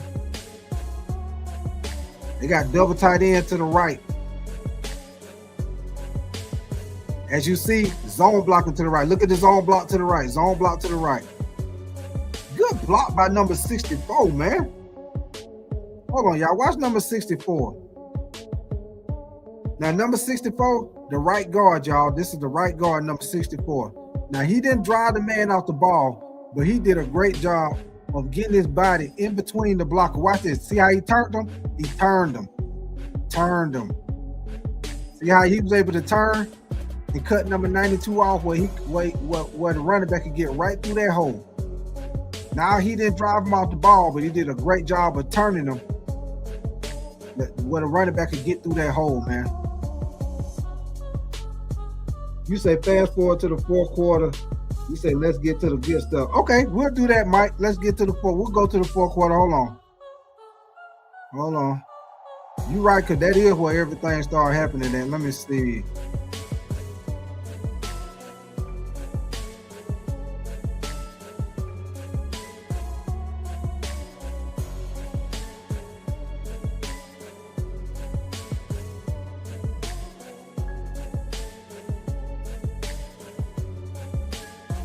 Bears, you said, well, the Bears are all them penalties in the ref. You said we tilt Riders and Vikings on defense. All right, man, here we go, man. All right, man. Let me see how much time on the clock. I think we're in the fourth quarter, y'all. It's a minute. Yeah, well, I think we're in the fourth quarter. Because it don't tell me what quarter it is. That's the only thing about doing this film right here. It don't actually tell you what quarter it is. But here we go, man. Josh Allen, he dropped back. Look at that. They block and give him time. Look at that. Oh, boy, that's what you call the old school block right there by number 64. Lay on his ass. Lay on him. Hey, y'all, watch this right here. Watch number 64. Watch number 64. Watch the guard. Where is he at? Number 64. Watch the right guard, y'all. Now, this is what you call the old school block. Watch this. He block him. He block him. He fall to the ground. Lay on his ass. That way he can't get up and make the play. That's what you do, baby. Old school football right there. Lay on his ass. So he can't get up and make the play. What's your name? Roscoe West fan. What up with you, man?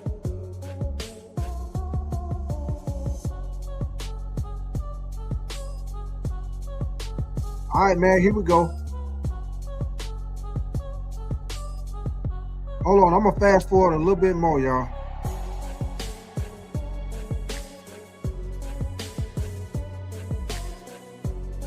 Let me see. I think we should be in the fourth quarter by now. Okay, hold on. They're going to punt the ball, so hold on. Let me go back.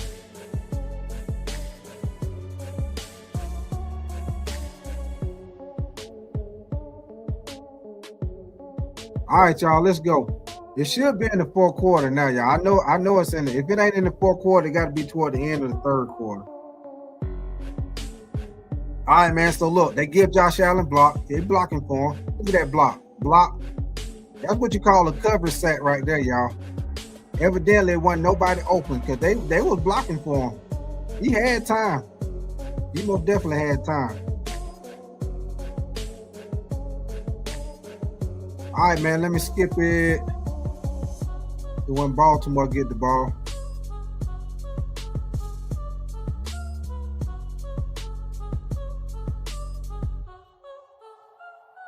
All right, man, we got the first play. We got our formation. Get Big King Henry in the backfield. And as you see, long blocking again. Derrick Henry tried to cut back. He didn't have nowhere to go. Tried to bounce it to the outside. But maybe about a 3-yard gain. He tried to bounce it to the outside, maybe about a 3-yard gain. Right? Wes, you said I subscribe to you. You said I subscribe to you, her, and okay, appreciate that, Wes, man. Now y'all see this, y'all watch what I say. They zone blocking to the right. Let's see how everybody go to the right. Number 72 get up to the second level, get the linebacker. But the defense did a great job of getting to the ball, man. Making Derrick Henry have to try to bounce it to the outside. So that was a good play by the defense right there. Man, why number 9 helmet? Number 9 helmet look huge. What the hell wrong with his helmet? Like he got a damn balloon on his head. Number 9. Who is number 9 on Buffalo? He got a damn balloon on his head, man. Like a damn bobblehead out there. All right, man, here we go. They give it to Derrick Henry again. Number 84 picks up his block, but the defense gets in the backfield and shuts it down. Shut that play down from the video. Michael, you say he wears one of those protective. Oh, okay, I got you. Okay, Michael. I was gonna say, man, what the hell going on with his helmet? This shit look huge out there. All right, man, once again, they zone block to the left. Good pickup by number 84, man, because number 58 got back there and blowed the play up, man. So that play was doomed from the get-go, man. Buffalo was all over that. All over that. So here we go, man. We got slot right. And we got wide receiver split to the left. Lamar Jackson dropped back. It's a flag on the play. Flag on the play. There wasn't nobody open anyway. Might have been good that it was a flag. Wasn't no damn body open on that play. All right, y'all. So here we go with the next play.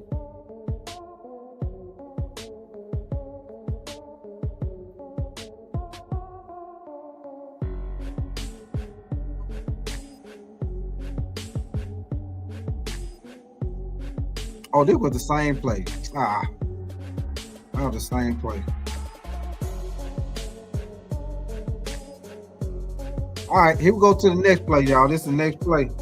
Like I say, man, if y'all enjoying the content, y'all double tap the screen. If you haven't already, double tap the screen for the likes. And subscribe to the channel if you're enjoying the content, man. We do the all NFL and college football over here. But here you go. You see Zay Flowers going in motion. And you see how the defense just shifting over. So they are playing a zone. And Lamar Jackson drops back. And you see Zay Flowers cuts right down the inside. For a nice little way. He looked like he was going to run a drag.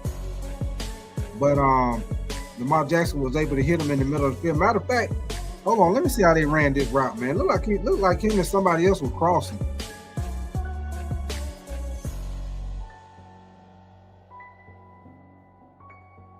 As you see, they put him in motion. Defense does not go with him. All they do is shift over. So that lets you know they playing the zone. That's why you see Zay Flowers. Look at him get right there. Bam, he open. Number 64 comes upfield, tries to get a block, but he ain't blocked no damn body.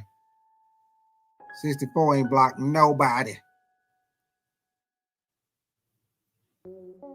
Okay, so they didn't get that first down, y'all. Hold on, let's go to the next play.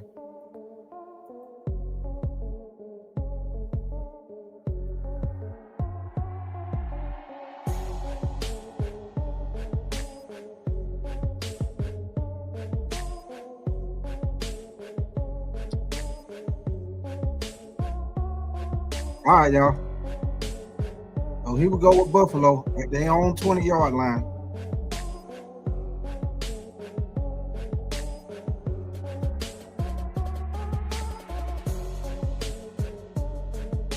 Hey.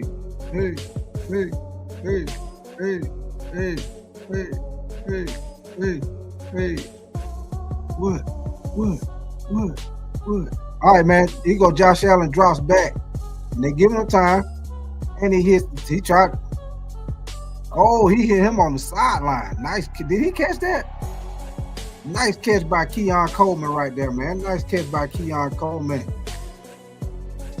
Nice catch by Keon Coleman. Now look how the offensive line blocked this up, y'all. Defense showed blitz, but only one person came, which was number 53. And look at Keon Coleman go up and get the ball. Nice catch by Keon Coleman on the sideline over there, y'all. What up with your Mickey Mike? You say Raiders. And Marshawn Stone, what up with you, brother? Peter Wolonski, you say Michael Holt, you say Larry, you say Harrison and White, you say get those back. And this defense is different. I hear you, Peter, man. All right, man, we got Josh Allen. He's scrambling out. Okay, he gonna run.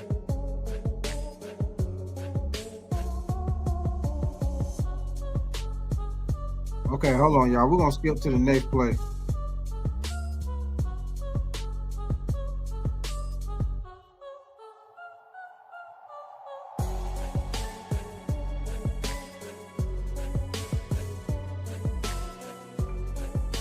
All right, man, let's go with this next play. So they got wide receiver bunched to the right, nickel receiver to the left. Josh Allen is shotgun. As you see, the defense is in a 4-2-5. You see the linebackers shift over to the left with 5 DBs. Good block by the O-line so far. Good block. Good block. Good catch right there. That route combination. Hey, y'all, watch this route combination right here. Look like he ran a dig route. Watch the receiver at the top of the screen. Watch how he go upfield. James Cook turns to the outside to hold that man outside. He sits right there in that zone and catches the ball. Good pass by Josh Allen and good route by number 5 right there. Who is number 5? That was a good route right there by number 5, y'all. As you see, he ran an end route, but sometimes you run that end route, you can sit right there in the zone. You don't have to come all the way across the field if they give you that option to do that. But James Cook takes the DB out, takes the linebacker out, and he's able to hit that end route right there in that hole. So that was a nice little combination route right there, y'all. Nice little combination route.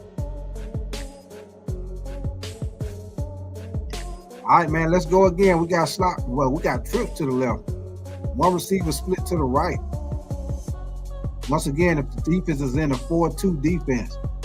And look at that. Oh, the ball got batted down at the line of scrimmage, y'all. But as you see, he was about to hit that receiver on that end route right there. He was about to hit that receiver on the end route. He was open too. Now watch this. Defensive lineman gonna get his hands up. I think it was number 93. Yep, number 93.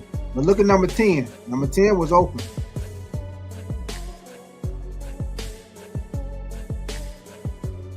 All right, let's go to the next play, y'all. We got 4 wide right now. 4 wide.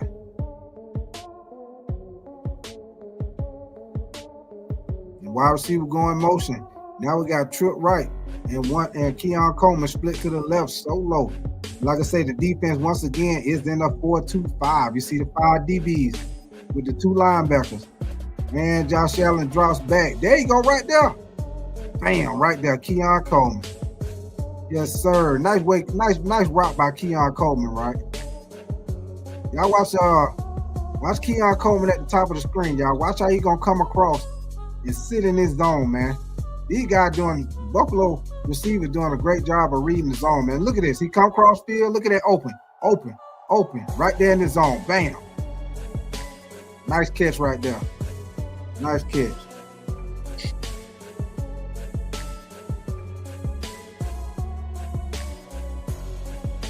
Oh, the score was 40-25 right here, y'all. They just showed the scoreboard. So we got Buffalo driving down.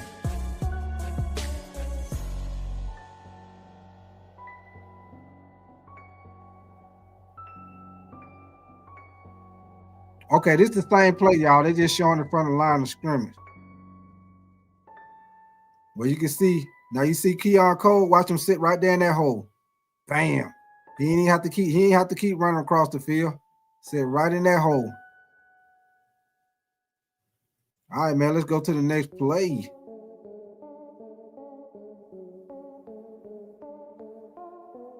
Right now, you got 4 wide. And you got the running back shift out. Now you got motion again. Y'all see that? Number 44 running with him. They let you know they manned up on number 10. Matter of fact, it looked like they might be blitzing on this play. Let's see if they blitz. They got the linebacker up in the line of scrimmage. You see him bring number 26 in? He bring number 26 in to help block, just in case they blitz. But look, Baltimore drops out. So he tried to hit Keon Coleman on the sideline, but they had got a pass interference on that play. And it most definitely was a pass interference because he was over there holding for sure. Hold on, let's go to the next play.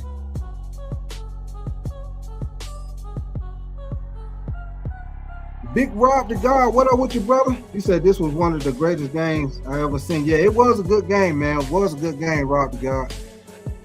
It was, brother. All right, man. Let's go to the next play. So here we go. They got the receiver bunched to the right, with one receiver solo to the top of the screen, split to the left. And once again, look, got Baltimore up in the line of scrimmage. Let's see if they blitz. They've been showing blitz, but they've been dropping. Once again, they drop again. And he hits the tight end out in the flats. Nice pass right there, man. Nice play right there. Hold on, let's wind this back, man. Wind that back, coach. Watch the tight end, man. Watch number 86. He's going to bring him in motion. Number 86 is going to be open, man. Who is that? Kincaid. Watch Kincaid. Look at the wide receiver. Nice clear out right there, man. Watch this one more time, man. Watch this combination. The wide receiver on this side going to run straight up the seam, which the linebacker ain't going to be able to get over to number 86 in time. You can see the linebacker got number 86. Now watch the wide receiver. Make sure he runs and get in the way of number 3. Or number 86 can get out on that out route and get that first down, man. So nice route combination again by Buffalo, man. Y'all see the wide receiver. He just did just enough just to get in front, just to run in front of number 3 face to slow him down just a little bit when number 86 can get out there on that out route, y'all.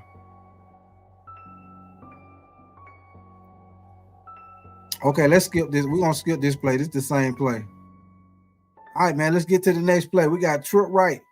Keon Cole split to the left at the top of the screen. And he drops back. There you go right there. Oh, Josh Allen overshot him, man. He was open too, man. Y'all watch this right here. Watch number 5 at the bottom of the screen. He was open, man. Josh Allen overthrew him, man. Watch number 5 at the bottom of the screen. Watch him. The DB look. Ooh, he caught him on the stop and go. Boy, he caught him slipping on the stop and go. Watch this route right here, y'all. Watch this route. Now, this how you run the stop and go at the bottom of the screen, y'all. Watch this right here. Watch he catch him with the stop and. But see, when he did the stop and go, y'all, he broke down like he was about to run a curl route. Watch how he run it. Watch this. Break down. Ooh, killed them. That ball, Josh Allen just threw it a little too far. He threw it a little too far, but that was a touchdown, y'all. That was supposed to be a touchdown. That's how you run a stop and go route, man. That's how you sell it. You sell that stop and go route. You got to sell that stop like you're going to break down and turn around for that curl. As soon as you break down, you see that cornerback step up like he did. That's when you take off running. That was a great route right there, man. Josh Allen just overthrew him, man. That most definitely should have been a touchdown right there. Big route to guard. You say, Michael Fax, you say he was giving me Brady vibes. But, okay, I got your route to guard. All right, man, here we go, man. We got trips right to the bottom of the screen. Keon Cole solo. And they motion. And number 10 motion back out. So they let you know Baltimore in the zone. Didn't nobody go with them. Once again, they're in the 4-2-5 again. Josh Allen drops back. Running back releases out the backfield. Look at number 14. Number 14. Number 14 open. Oh. I mean, that wasn't no bad pass, but watch number 14 at the bottom of the screen, y'all. Look at number 14. He is the receiver at the bottom of the screen. Watch him. He gonna slant in, break down. Look at him. He open. He open.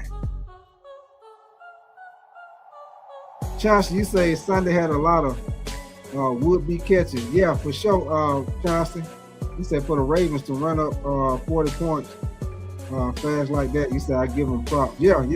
And Peter, you say, man, the extra point didn't. You say he makes the extra point. The Bills don't go for 2. You said the Bills score a touchdown at the end instead of kicking. Domino effect. I hear you, brother. Hold on, y'all. I'm going to fast forward this one. All right, here we go, y'all. Let's get to the next play. So right now, like I said, y'all, right now the score is 40-25. If I'm not mistaken, they're going to score on this drive. I think they're going to score on this drive right here so they can make it 32-40. That's when they made it 32-40. All right, man, once again, we got trip wide receiver to the bottom of the screen. Keon Coleman solo to the top of the screen.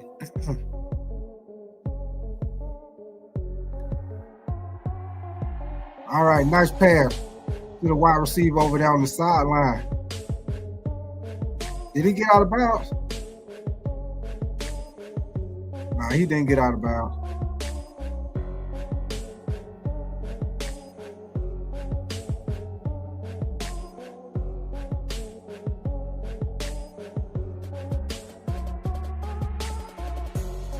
Yeah, this is the play we just seen, y'all. But look at the offensive line. Look at that pocket. Look at that pocket Josh Allen had. Nice pocket right there. Nice pocket.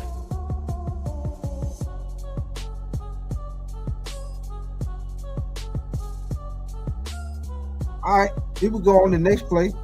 As you see, let me see what we got. We got the wide receiver bunch. We got the trip bunch to the left of the field. And we got who is that? Dawson Knox to the bottom of the field. The bottom of the screen, man, but he lined up tight. Well, he actually had tight end, but he's standing up. Wide receiver goes in motion and motion back out. So that lets you know the defense is playing a zone. He drops out. Right now, there's nobody open. Nobody open. Nobody open. Nobody open. Nobody open. Just throw it away, Josh Allen. Oh, did he catch that? Oh, hell of a catch by who is that? Is that Keon Coleman? Did Keon Coleman catch that? Because as y'all see, it wasn't nobody open on that play, y'all. Wasn't nobody open on that play. I think Keon Coleman caught that pass, y'all. We finna see right here. As you see, defense lined up in the line of scrimmage like they gonna blitz. And as you see, they did blitz. No, they dropped out. They did like a zone blitz right there. Look at the two defensive tackles dropped out. They did a zone blitz right there, y'all. Two defensive tackles dropped out. Now watch this right here. Oh yeah, Keon Coleman caught that. Yeah, he tried to throw it to Dawson Knox, y'all, but he went over Dawson Knox's head, and Keon Coleman was able to catch it, as y'all see, y'all.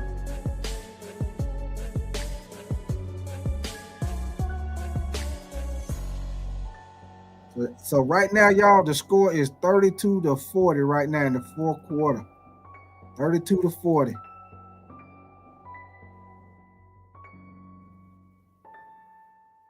All right, I'm gonna skip it past this kickoff, y'all.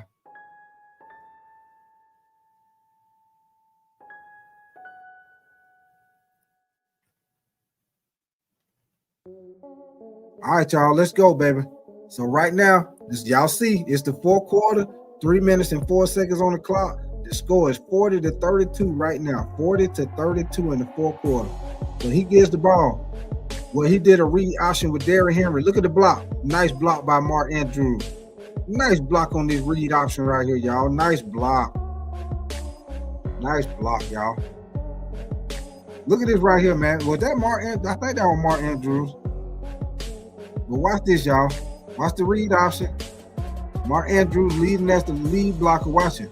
Block. Look at that block. Block, block, block. Lamar Jackson gets right up the field and gets that first down and more. Well, nice play by Lamar Jackson right there, y'all. I'm going to skip it past this because it's the same play. Matter of fact, now I'm going to let y'all see it from the line of scrimmage. Look at, boy, he faked the hell out of number. Hold on, y'all. Watch number 50. What is that, number 50? Watch number 50 on this play, y'all, for Buffalo.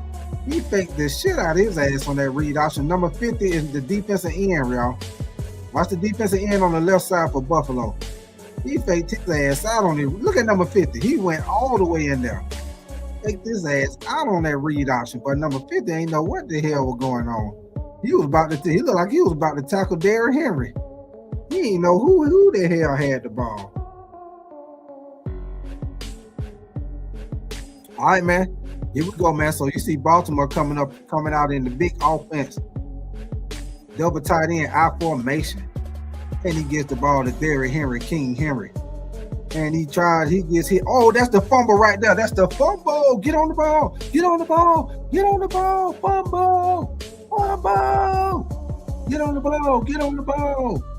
That's the play that changed the game right there, y'all. That is the play that changed the game. That is the play that changed. Watch this right here, y'all. Watch this. He really didn't have nowhere to go, but watch he punch that ball out. Boop. That's what changed the ball. That's what changed the play right there, baby. Get on the ball. Get on the ball. That's what changed the game right there, y'all. That play right there changed the momentum of the play. Knocked that ball right out of his hand, y'all. So here we go, man. Now, once again, I told y'all the score is 40-32 right now. Now Buffalo has the ball at the 30-yard line on Baltimore side of the field. We got double tight end with Keon Coleman lined up solo at the top of the screen. Josh Allen coming to the line. As you see,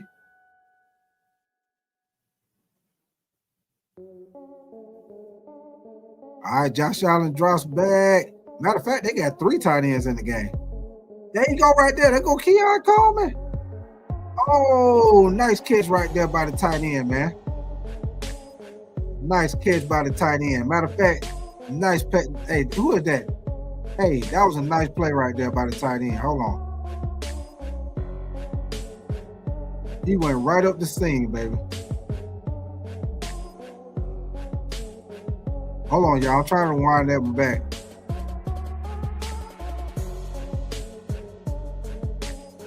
Watch this right here, y'all. He went right up the seam, man. I think that was number 85. Went right up the seam. Watch number 85. Once he get behind that linebacker, he open. Look how he turned his head. Y'all see that? Y'all see once he got past that linebacker, he turned his head to look at the quarterback because he knew he was open. He knew he was open. But once he got past that linebacker, that's why you see him turn his head. And that's exactly what he's supposed to do. Get past that linebacker, turn your head, be looking for the ball. Because the quarterback might hit you in that open gap right there before you get to the safety. That's the exact reason why he looked back. Now let's see. What up with your hair razor, man? All right, man. Now y'all watch it from this angle, from behind the line of scrimmage.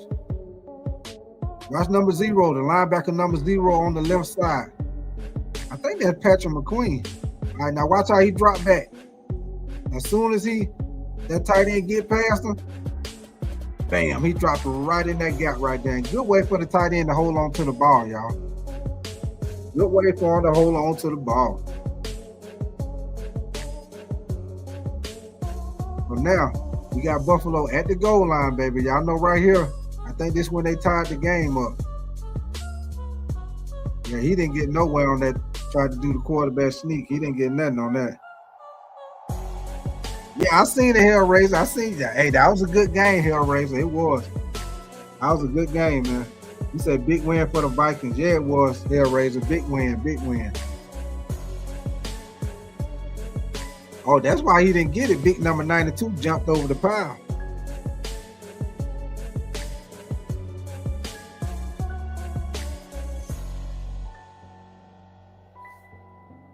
All right, man. Here we go, man. Next play. Got Josh Allen up on the center. Double tight end. Keon Coleman lined up.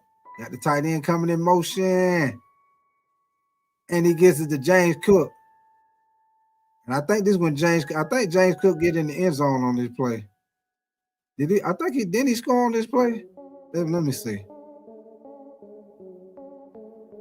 Oh no, I don't think he scored.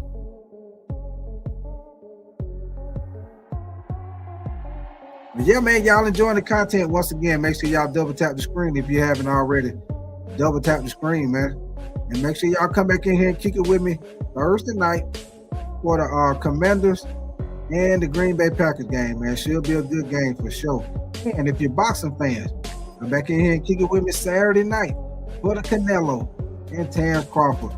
Live reaction, baby. I will be doing that fight Saturday night. So make sure y'all come back and kick it with me if you're a boxing fan. Let's show. Brad B. What up with your Brad B? See motion. Brad B. CC motion. What up with y'all, man? And as y'all see, right here, Josh Allen jumps over the top. Kind of like what Cam used to do back in the day. Y'all will be able to see it from the line of scrimmage right here.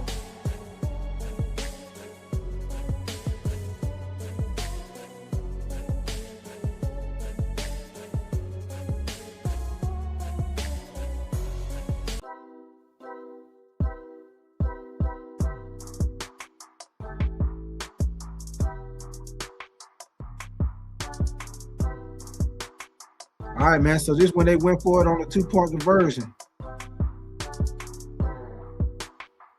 Hey, appreciate that super sticker, Brad B, man. Appreciate that super sticker, brother.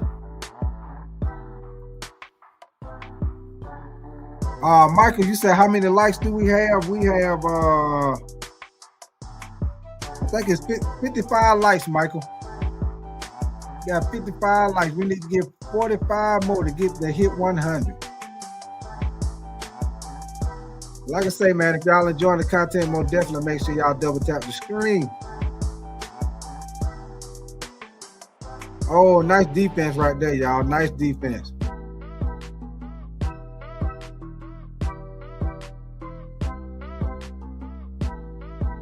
All right, man.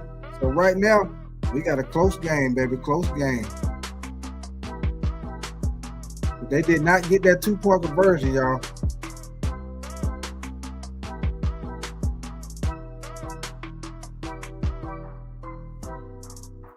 Hold on, y'all. I'm gonna skip through the kickoff. All right, man. So now we got Baltimore with the ball. And I think on this play, I think Buffalo was down what? I think they were down 2 points. I think it was 38-4, I think. All right, man. So here we go, baby. We got Baltimore lined up in I formation with double tight end. And he gives it to Derrick Henry off the left side. And look at that penetration by number 9. Who is that? Ed Oliver. Yeah, Ed Oliver is the reason why this play got blown up, y'all. Ed Oliver is the reason why this play got blown up, man. Let's see this. Watch number 91. He is the reason why this play get blowed up, y'all. Watch how far he get in the backfield, number 91. For Buffalo, Ed Oliver. Watch him on the left side of the defensive line. Watch this. He gonna get in the backfield. Look at Ed Oliver. Look at him. He done pushed number 72. Even though he didn't make the tackle, but he made Derrick Henry have to bounce that, have to try to run it to the outside. See, sometimes it be the stuff that you don't see. And number 90 was a great reason, the reason why that play didn't work. Number 91, rather. All right, man. So we got Zay Flowers coming in motion. And he gets it to him on the wide receiver jet sweep. And great play by number 58, man. He basically was able to mirror Zay Flowers and get across the field. Who was that? Milano.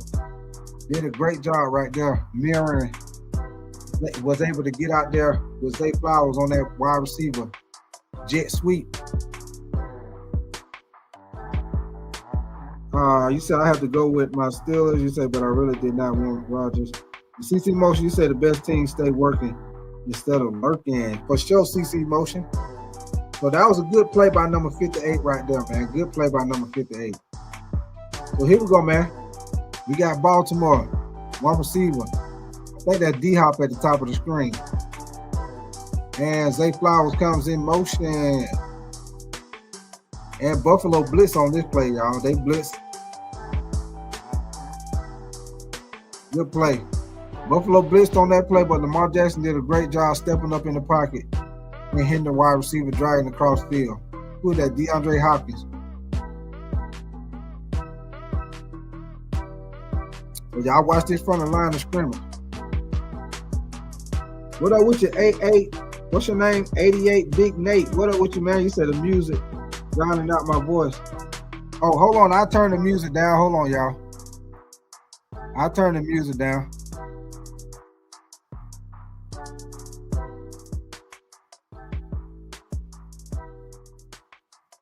All right, y'all. I turned the music down. Appreciate that, 88 Big Nate, man. All right, man. So we got Baltimore punting the ball, man.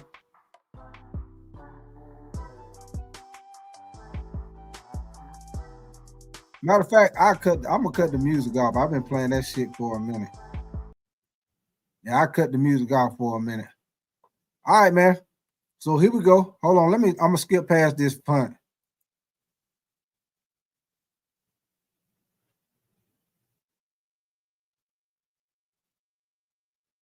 Okay, here we go, man. Got Buffalo with the ball back, y'all. Matter of fact, the score is 40-38, if I'm not mistaken.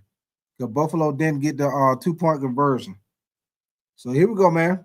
We got number 10 coming in motion. So now we got Tripp left and Keon Coleman split to the right solo by himself, man. And we got the defense in a 4-2-5 once again. All right, Josh Allen drops back. Offensive line blocking. And he able to hit the wide receiver right down a nice little slant route. Nice little slant route right there. Yep, the score is 48-30. As y'all see, it's 1 minute and 19 seconds left on the clock. What up with you, Dorsey? All right, man, here we go. As you see, number 10 comes in motion. Nobody go with them, so that lets you know they playing the zone.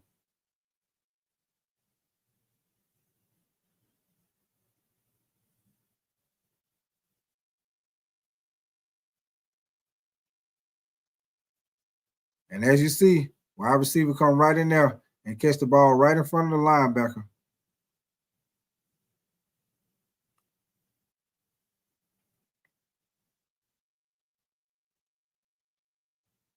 All right, man. So here we go. Right now, we got 4 wide receivers.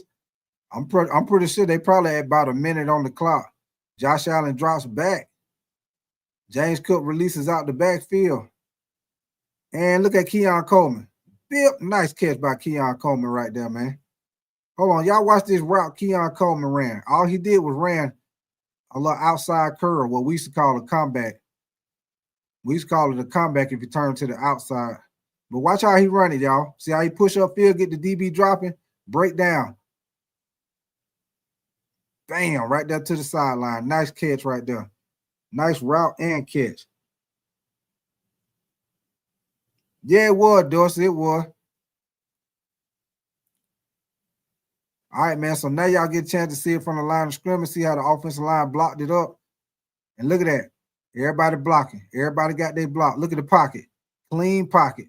Offensive line did a great job of blocking on that play, y'all. Clean pocket. All right, y'all. Let's get to the next play. We got trip receivers to the left.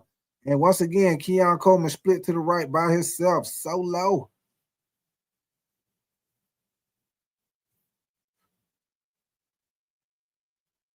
All right, man. So once again, they got 4 rushing. Offensive line doing a pretty good job. Oh, he got a little pressure. He able to scramble out to the right side. And he keeps the ball. He run it. And he got out of bounds.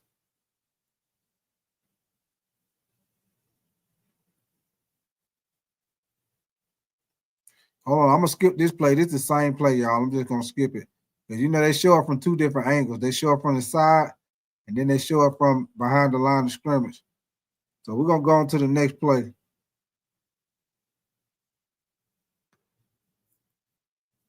So here we go, man. Right now, we got Trip right. Keon Coleman split to the left. And I think that's Khalil Shakur going in motion for the Buffalo Bills.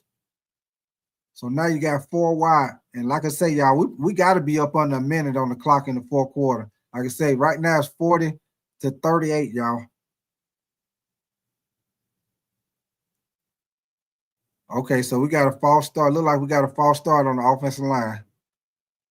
Somebody moving.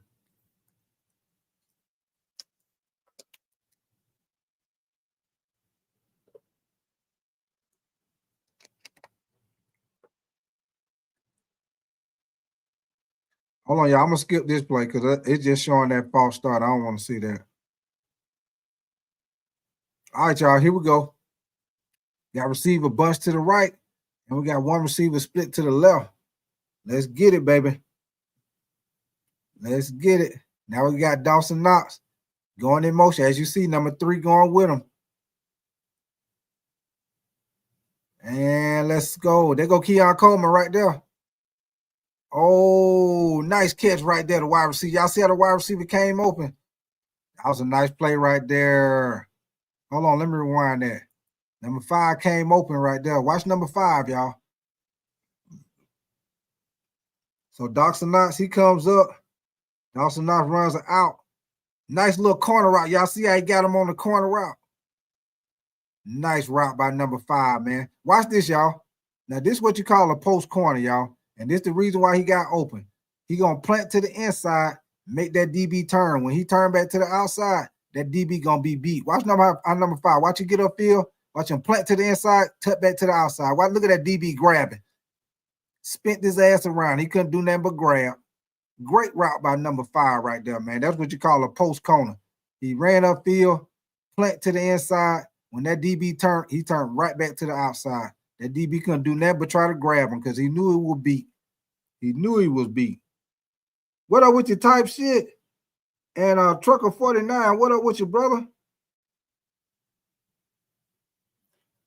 So y'all watch this, man. I don't might not be able to see it from this angle because you're mostly looking at the line of scrimmage right here. But that was a nice route by number 5 right there, man. Nice route by number 5.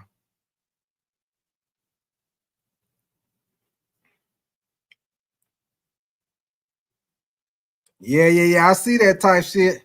They pulled it out, man. They did. They won it. All right, man. Here we go. Josh Allen driving, y'all. We got seconds on the clock. And look at Keon Coleman. Nice pass right there, man.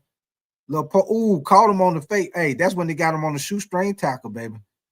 Let's see this play again, man, and see why Keon Coleman got open like this. Look, y'all. Keon Coleman at the top of the screen. Look at the safety. See how the safety walking up? Look at him walking up. This is the reason why Keon Coleman will open on that post route. Look at him. No safety. The safety up the field. That's why he opened like that. If y'all wondering where the safety was at, let's look at it one more time. If y'all wondering where the safety was at, watch number 24. That's why Keon Coleman was open. He basically ran like a little skinny post, y'all. That's what we used to call like a little skinny post. But we look at number 24. We look at him walking up. That's the reason. This is the reason why Keon Coleman opened on this little skinny post. Safety all the way upfield. That's how he was able to get behind. But the DB did a great job of getting a little shoestring tackle. Because Keon Coleman was most definitely about to score on that play. If he wanted, hey, y'all seen the clock? It's 38 seconds on the clock. It's a 2-point game, baby. It's a 2-point game. Matter of fact, I'm going to skip this because it's the same play. I'm going to skip this play. All right, man. So here we go. Everybody crowded up, bunched up, double tight end, and Josh Allen. Oh, this is when they finna kick the field goal, y'all. Yeah, Josh Allen, he just getting it in position. So this kicker can kick this field goal, y'all, and go on to end this game. You said that shoestring tackle was a blessing. Yeah, it was, Peter. Yeah, it was. Shoestring tackle, baby. You say not watching number 44 Ravens on the left side. So here you go, man. They about to get ready to down the ball so they can kick this last field goal and end the game, baby. So as y'all see, we done broke down the film. And if y'all peep game, the reason why Buffalo was able to come back, it was because of that fumble with Derrick Henry. That fumble with Derrick Henry, that's what changed the game and pretty much gave Buffalo the momentum when they started putting points on the board, y'all. It was that fumble with Derrick Henry. That's what changed the game, baby. That is what changed the game to allow them to be able to come back.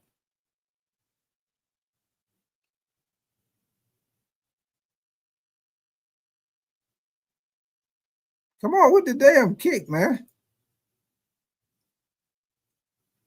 All right, y'all. So here go the kick. Here go the kick for all the marbles. Sturdy Harris, you said that fumble changed the whole game. He said you could see it on Derrick Henry's eye. Yeah, for sure. Sturdy Harris, man. That changed the game all the way completely, man. Completely.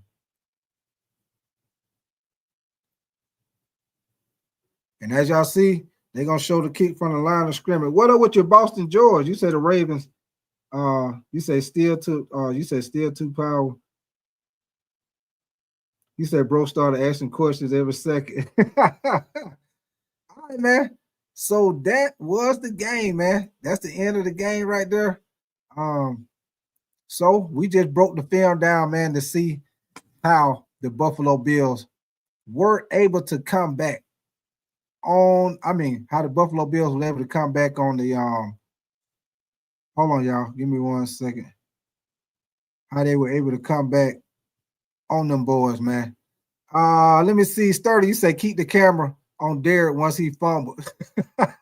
And type shit. You said this was the best Sunday night football game for real. Yeah, it was a good one from a long time, man. And Michael, you said that kick almost got blocked. Yeah, it did. It did. I seen that, Michael. And Elvis Powell, you said how did he not block that field goal? You say, Coach, look. You said look again. Okay, hold on. I'll look at it again. Hold on. Let me bring it back up. Let me see. Okay, hold on, y'all. Let's see this field goal again. Because y'all said it almost got blocked. Let's see.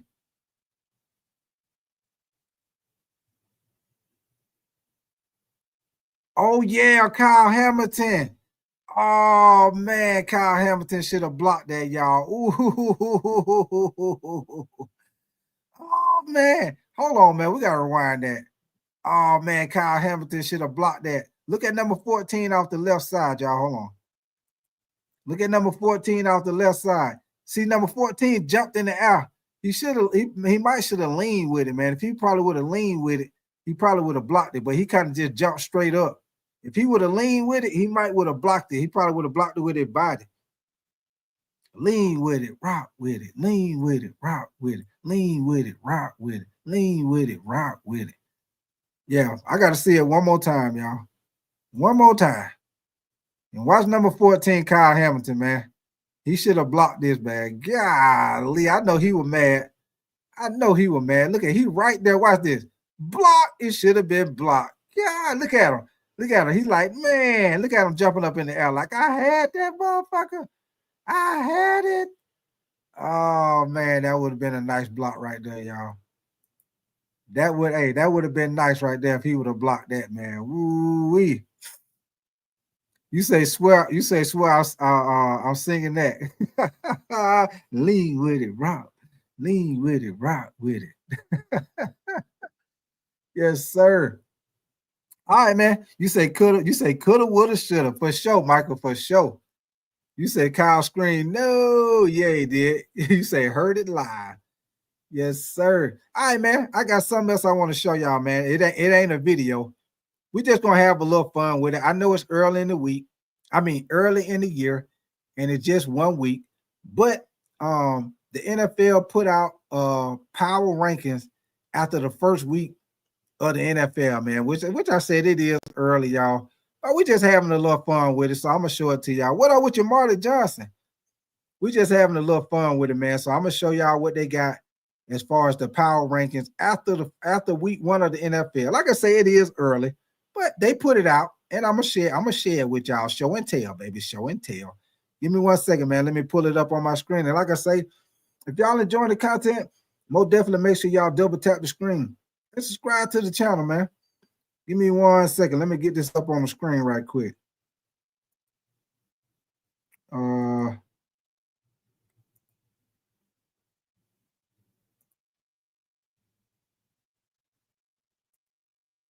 Okay, y'all. Let me see. So if y'all see my screen, like I said, if you can't see it, I'll read it to you.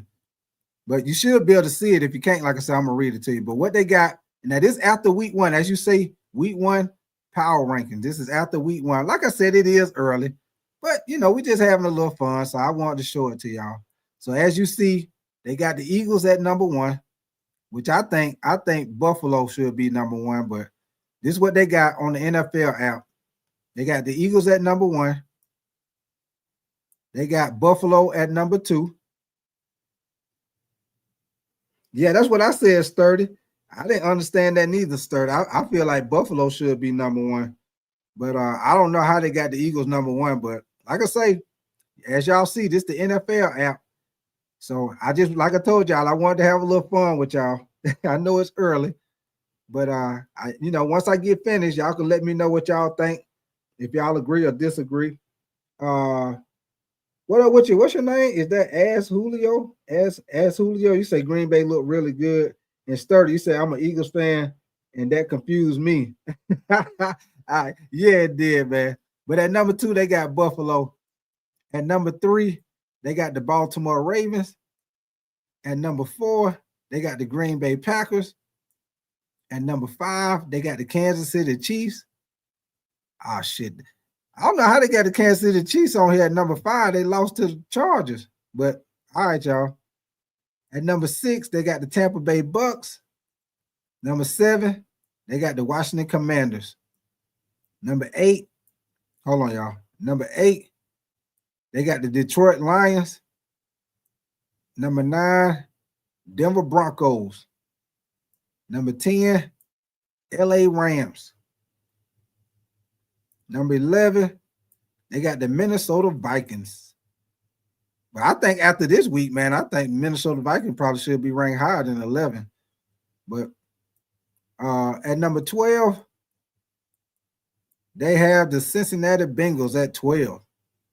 At 13, they got the LA Chargers. That's why I say, y'all, how they gonna have the Kansas City Chiefs ranked in the Chargers after week 1 and the Chargers beat the Chiefs? I don't know, man. This little list right here is suspect as hell. This little list right here is suspect. All right, number 14, they got the Houston Texans. At 15, they got the 49ers, Niner gang. At 16, they got the Pittsburgh Steelers with Aaron Rodgers throwing 4 touchdowns Sunday. At 17, they got the Arizona Cardinals. At 18, the Chicago Bears. At 19, they got the Seattle Seahawks. At 20, Atlanta Falcons. At 21, they got the Dallas Cowboys. 22, Jacksonville Jaguars. 23, they got the Raiders. At 24, they got the Indianapolis Colts. 25, New England Patriots. 26, the Tennessee Titans. 27, the New York Jets. They probably should have had the Jets ranked a little higher, but 28, the Miami Dolphins. Y'all know they played horrible against the Colts. They looked. What up with you, Terry R. SC? You say Myles Garrett gonna hurt Aaron Rodgers. He better get ready. I hear you, brother. Myles Garrett, a bad man, brother. He is a bad man, Terry. 29, you got the New York Giants. At 30, you got the Cleveland Browns. At 31, oh man, you got the Carolina Panthers at 31. And at 32, last but not least, you got the New Orleans Saints. So, like I said, man, what up with you, Lewis Hottenfeller? What up with you, brother? But like I say, man, we just having a little fun. I know it's early, it's after week 1. But you know, NFL put out our power rankings after week 1. So I just wanted to share that with y'all right there, man. Share that with y'all with them power rankings after week 1. For sure. Like I say, man, if y'all enjoying the content, man, y'all most definitely make sure y'all double tap that screen for your boy and subscribe to the channel.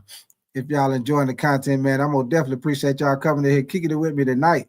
And y'all most definitely make sure y'all come back. Make sure y'all, if y'all new over here, man, like I said, I do the whole NFL and I do college football, man. We do basketball too once basketball season starts, the NBA. But what up with your Fanbo podcast, man? Terry R, you say who's my team? Terry R, I am a Carolina Panthers fan. If you peep game, that's why I started laughing when I said the Carolina Panthers was ranked number 31. Because we got our ass whooped by Jacksonville, man. Yeah, man. Ain't looking too good in the hood, Terry R. And ask Julio, you say the Rams should be higher on that list. I agree with you, man. Matter of fact, ask Julio, it should be a couple of teams that higher, man. I think the Chargers should be higher than the Chiefs because the fact that they beat the Chiefs. I think the Jets should be ranked a little higher. I think the Steelers should be ranked a little higher. You say where they got your Raiders and Dallas. You said we'll be lucky to go 9-8. And you said ask who? You said 23 fam. And Teflon Don, what up with your brother? Terry R, you said I'm working in Charlotte right now. You said I live in South Carolina. Okay, that what's up, Terry R? All right, man. Yes, sir. Appreciate you coming through, Terry R. Teflon Don, man. And somebody asked Fambo, you said what? You said where they got. Hold on, I'll tell you where they got them at, Fambo. Let me see. Fambo, they got the Raiders at. Let me see where they got the Raiders at. Hold on, I'll tell you. Let me see.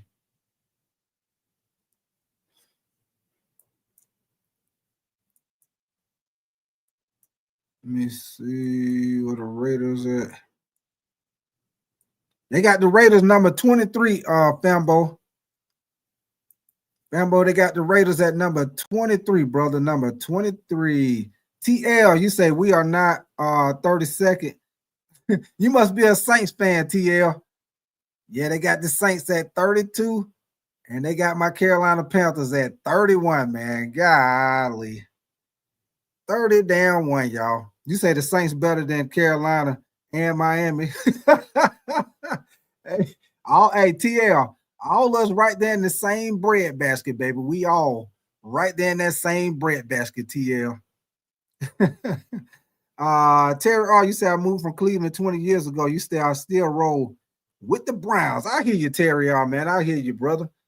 Hopefully, y'all can get y'all quarterback position straightened out, Terry. I know you about tired of y'all quarterback situation, man.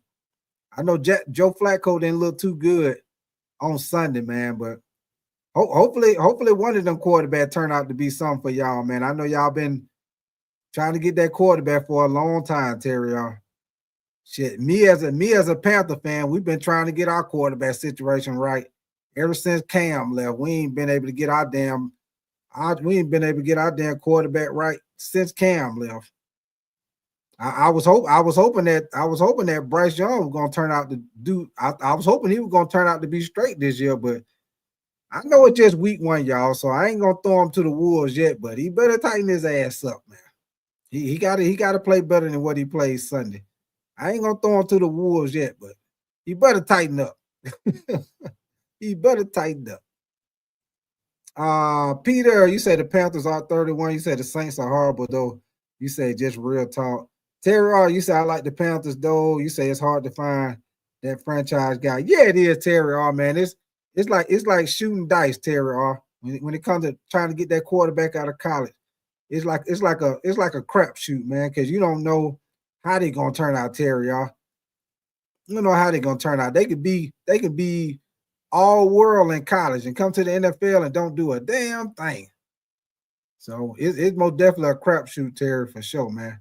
Peter, you say Bryce gonna be good. You say that's a bad coaching staff. And TL, you say I know your team's rivals. You say, but I hope y'all get y'all guy too. Yeah, I hear you, TL, man. Appreciate that, man. And Peter, I just hope somebody get it right, Peter. I don't whether it be the coaching staff get another quarterback or Bryce turn out to be straight. We got to get some right, man. And I'm most definitely tired of losing, brother, for sure. Terry R, you say who's my college team? Believe it or not, Terry R, I am a Georgia Bulldog fan, man. I'm actually from Georgia, Terry. From Georgia, baby. Good old Georgia boy. And if you ask me, well, how the hell you end up being a Panther fan and you're from Georgia? Well, I'm gonna be honest with you, Terry R. When I was coming up, like high school stuff like that, I didn't really have a team, Terry R. I used to be a fan of players. And I already was watching the Carolina Panthers, but when they got Thomas Davis, because I was a big Thomas Davis fan when he was at Georgia. And when he went to Carolina, I kind of followed him over there. And I started watching him a little bit more. And I started liking Steve Smith and Julius Peppers and all of them. I used to already like Julius Peppers. But like I said, I wasn't a fan. I wasn't like a fan of the team yet, but I was a big fan of Julius Peppers and Steve Smith and shit. When Thomas Davis went over there from Georgia, man, shit, I started watching them more and shit. I started being a fan ever since, Terry. But yeah, when it comes to college, I'm a Bulldog fan, baby. Go Dogs, stick 'em. As a matter of fact, the Bulldog, we got a big game this weekend, man. We play Tennessee on Saturday at 3:30, baby. That's gonna be a good game right there. Good game. Matter of fact, I think Tennessee like ranked number 14 or 15. And I think Georgia ranked like number 3 or 4 right now, something like that. What's your name? Young boy Roman. You say Justin Herbert is the best. He did ball out. He balled out, young boy. He looked good, man. He did. He looked good against Kansas City. And I tell you one thing, young boy Roman, y'all offensive line did a great job, especially with y'all left tackle out for the season. Y'all was able to put Joe Alt at the left tackle. And he did his thing, man. Y'all was able to give Justin Herbert time. They didn't get a lot of pressure on him. And I'm gonna tell you another thing, yo boy Roman. Hey, Justin Herbert showed that he got some wheels on him because he was able to scramble a couple of times and get first down, man. So say, hey, Justin Herbert's showing that he got little wheels on him, baby. Lewis, you said I met some of the Georgia Bulldogs maybe 5 years ago. And Terry R, you say he was a great dude on and off the field. Thomas Davis, he could hit. Yeah, he was. Good, hey, good hitter. TL, you said I used to hate going against John Beason on those Panther teams. Oh, boy, hey, John Beason was a baller, boy. Baller, man. Baller. Let me see. What's your name? Is that Neef Buck? Appreciate you coming through, brother. Appreciate you coming through, man. But yeah, man, shoot. Y'all know one thing for me, man. I'm just glad football back, man. I am glad football is back, man, for sure, man. Hey, shoot, I'd be like, thank God for football, man. Thank you for football. It's gonna be some more good games this week, man. I can't wait, man. I can't wait. Like I say, man, if y'all haven't subscribed to the channel, most definitely make sure y'all subscribe. If you haven't double tapped the screen for the likes, make sure you do that, man. You say go Eagles.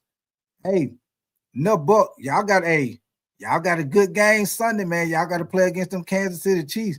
Matter of fact, y'all, I might do a live game reaction for that one, man, for that Chiefs and the Eagles game. That's gonna be a good ass game right there, Chiefs and the Eagles. I might do a live game reaction for that. You say when it comes to football, you say as long as you have either a good college or pro team, your weekends are usually good. You say, I know I'm a Bill and a Syracuse Orange fan. I hear you, Peter. And Elvis Powell, you say, yeah, bro, go Eagles. I hear you, brother. You say, go, say, fly, Eagles, fly. Yes, sir. All right, man. Well, y'all give me 1 second, man. You say your poll is trash. Well, I hear you. What's your name? Mahel Kidder. Appreciate you coming through, man. It's just a little something, man. You know what I'm saying? You said my poll trash. Well, appreciate your comment, though, brother. Appreciate your comment. Hold on 1 second, man. Hold on 1 second.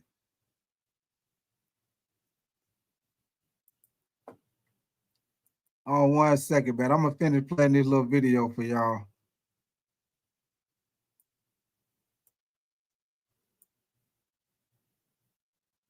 Hey, we all care for each other, the way we practice with each other, the way we're. Hold on, y'all.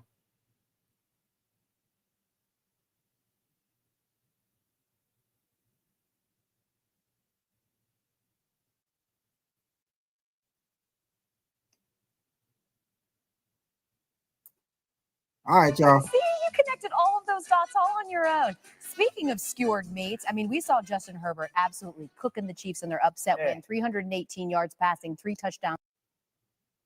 Y'all give me 1 second. As we let Dan Orlovsky cook later in the program. Can't wait for that. Also, Broncos' Nick Benito is going to join us live, and Greg McElroy has his keys to this weekend's top college matchups. But let's go back to last night and kick it off with J.J. McCarthy's debut on Monday Night Football. Struggled early. Minnesota fell behind to Chicago, but the 22-year-old grew up in the fourth quarter, led 3 Vikings touchdown drives. But here's how he motivated his teammates before the comeback. Listen. That's something that I was mentioning to the guys in the huddle when we were down. Like, where else would you rather be? I've never actually said that before, but I feel like it was at the perfect time. Guys were kind of, just in their head a little bit. And I feel like if you could, a smile goes a long way. Boy, does it. That's why we always tell our quarterback, Dan Orlovsky, smile more, friend. Yeah, smile. please. Bit of a tale of two halves for J.J. McCarthy in his debut. What was your biggest takeaway? The way he plays, the foundation of way he plays, the process of my feet tell me to go here. And this is the read. While it wasn't perfect early on when it comes to the results, that's what allowed that burst of success. And I think you saw that, like, as a play caller, if you're Kevin O'Connell, and you're watching J.J. McCarthy in the first couple of quarters, you're going, he's doing the right thing with the football. He's seeing it the right way, and it's going to the right place at the right time. And maybe the result isn't just happening, and eventually it's going to. And that's when the play call is starting to happen, and that's when you get the matchup with the Aaron Jones on a linebacker, and it leads to that 3rd-and-1 zone read, and you're sitting there going, oh my gosh, this is it happening in real time. That the way he plays football allowed them to just sustain a little bit of the avalanche And then they got on the positive side of momentum. And I think you're just starting to see why everybody was so high on him. Yeah, I agree and with the you, Terry marriage R, of man. him, I'm hoping Minnesota, you do good Kevin too, O'Connell. Terry Okay, R. you talk about the marriage here. New relationship in Chicago as well. What up with with the you, number one Caleb overall pick Fuller? last year in Caleb Williams. How would you assess what he did in Ben Johnson's system last night? Bears fans, take a deep breath. It's just Thank going you. to take a long time. You saw the glimpses of unbelievable physical talent. And then you saw some of the things that you're sitting there going, he's not there yet. The ability. Hey, one quick thing, y'all. Hey, good question, TL. You say who would benefit more with the Tyreek Hill trade, the Steelers, the Bills, or the Chiefs? TL, I want to add one more team to your list, which is the 49ers. Because as you know, the 49ers, Jennings, he hurt. Brandon Ayuk, he ain't came back yet. George Kittle, he on IR with the hamstring. Brock Purdy, he dealing with a shoulder and a toe. So I say put the 49ers in there too, man, with them dealing with all the injuries on their team. So, just throwing it out there, TL, good message though, brother. Ability to push the ball downfield is there. The playmaking with his athleticism is there. But right now, his feet follow his eyes. And yeah, Terry R, that would be a good spot too. Him go back to the Chiefs, especially with Xavier Worthy. They don't know how long he's gonna be out yet with that shoulder injury. Problem at the quarterback position in the NFL. Number two, sometimes he makes it harder than it has to be because he's ridiculously talented and he gets away with it at times. And then the third thing is, I think he's more confident throwing the football outside of the pocket than he is inside of the pocket. That's why you see some of those misses. Because I watched Kev, Ellen, I go, the throw that he makes on the move to Romo Dunze on the sideline, that same person misses that in route on 4th and 2 by 3 feet. Right? Yeah. So I just think when he's out on the perimeter, he thinks he's the best player on the league. What up, Dakota and when he's in Miller? the pocket, you're still seeing a little bit what up of, with y'all, man? I don't know how great I am. What up with y'all, man? I really believe he'll get there. It's just not going to look like that in September. Vikings DC Brian Flores also was brilliant, especially late in the game. Keep in mind, when they increased the blitz, the Vikings, Williams completed 5 of 12 throws for 29 yards and a touchdown. Why are you laughing? It just hit me that Dan said to Bears fans, be patient. Be patient. You have to be. It's like he's a rookie again. Let's give him till last November year was a before we start wash. telling everybody he's stiff. Tony and Mike with PTI. What up with your cash, man? Appreciate you coming through. Say Caleb Williams is horrible. All right, Wilbon. Which quarterback had the most impressive debut with a new team in week 1? Tony, there's so many guys, like 8 of them.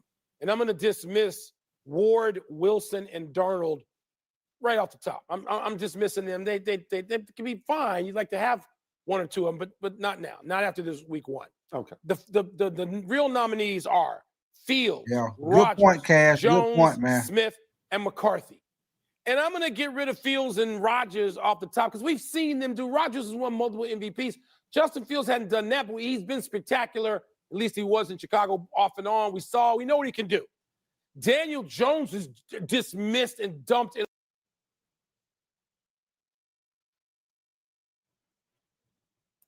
Shoulder and toe injuries, according to his head coach, Kyle Shanahan. The toe, apparently the more severe and the greater concern. There is a chance, if he can't get through this practice week, feeling good enough, that he could miss week two's game, in which case Mac Jones, their backup quarterback, would start in Purdy's place. But the 49ers really won't know much more about that until they get out on the practice field and see how much he can't do. Chiefs hoping for good news on Xavier Worthy, the wide receiver that was injured 3 plays into their opener against the Chargers. He had dislocated his shoulder. They put it back in, but they're assessing what other damage was caused, whether he's going to have to miss time, whether he can play with the shoulder harness. Chiefs working through all of those things. It feels likely that he'll have to miss some time, but we don't know yet exactly how much, if any. So more information on that to come as the week unfolds and the Chiefs get more information on Worthy's shoulder. Chiefs with a Super Bowl rematch against the Eagles on Sunday. And that leads us to this. This just into SportsCenter. The NFL is fining Philly defensive tackle Jalen Carter $57K for spitting on Dak Prescott in the season opener. The league also says the game he was ejected for will serve as his 1-game suspension because remember, the incident happened before the first down. Dan, what more can you tell us about how the league came to this decision?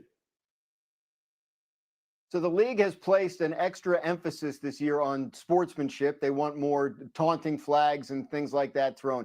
A spitting incident like this in the past has generally resulted in a fine and not a suspension.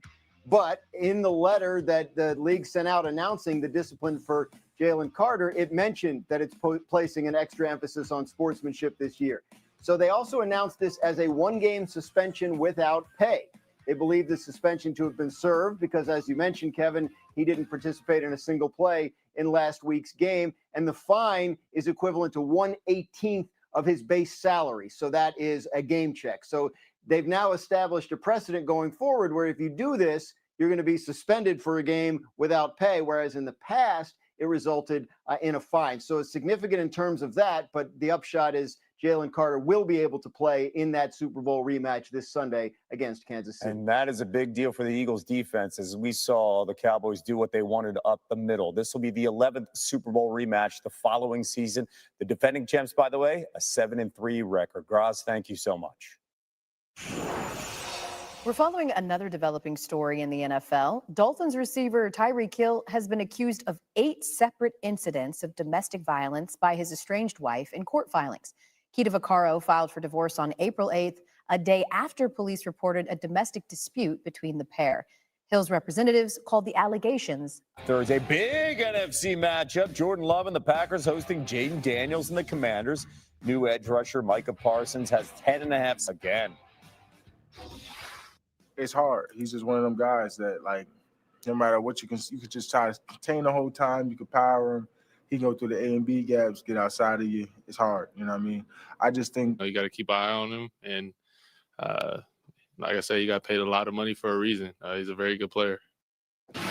More Week 2 matchups we're keeping an eye on. Cowboys hosting the Giants in Jerry's World on Sunday. Dak Prescott, 13 straight games against New York, and Dallas comes into this one favored by 5.5, according to ESPN Bet. Of course, the big story on the Giants side, Russell will welcome the Seahawks to town. Seattle's won 6 straight on the road, but it's the Steelers favored by 2.5 in this one. Pittsburgh looking for a 2-0 start. Rodgers facing his former team, the Jets, and now you got DK facing his former team, the Seahawks. Meanwhile, those Jets, they for Week 2, Buffalo 6.5-point road favorites against Justin Fields and company. And finally, the Chiefs and Eagles, Philly opening up as the favorite, but the line is swung to make KC a narrow favorite.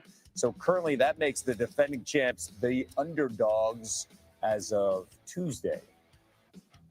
Sports betting analyst Joe Fortenbaugh joining us now. How are you approaching Week 2 in the NFL? Week 2 is all about finding the overreactions, of which there are some on this network, maybe not a lot, but some. Yeah. Find the overreactions and then find the What ones are that with are your off fraud, and then man? figure out a way to bet against them.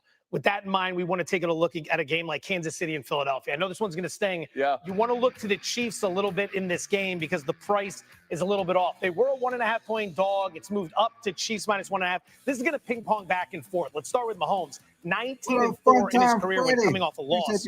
So it's rare to catch these guys in a back-to-back defeat situations. The Philadelphia defense worries me. We got word Jalen Carter is going to be available to play here, not suspended, but giving up 5.5 yards per play to Dallas. Cowboys were 7 of 11 on third down. Everything That good, was in fun your own time. How building. about You're not yourself, going to have the fun benefit of time? crowd noise here. It worries me. I look to Kansas City. Keep in mind that line moving right now. The Chiefs have been favored in 22 straight home games. That's the longest streak in the NFL. Could one of those overreactions be that the Texans might not score an offensive touchdown the whole year?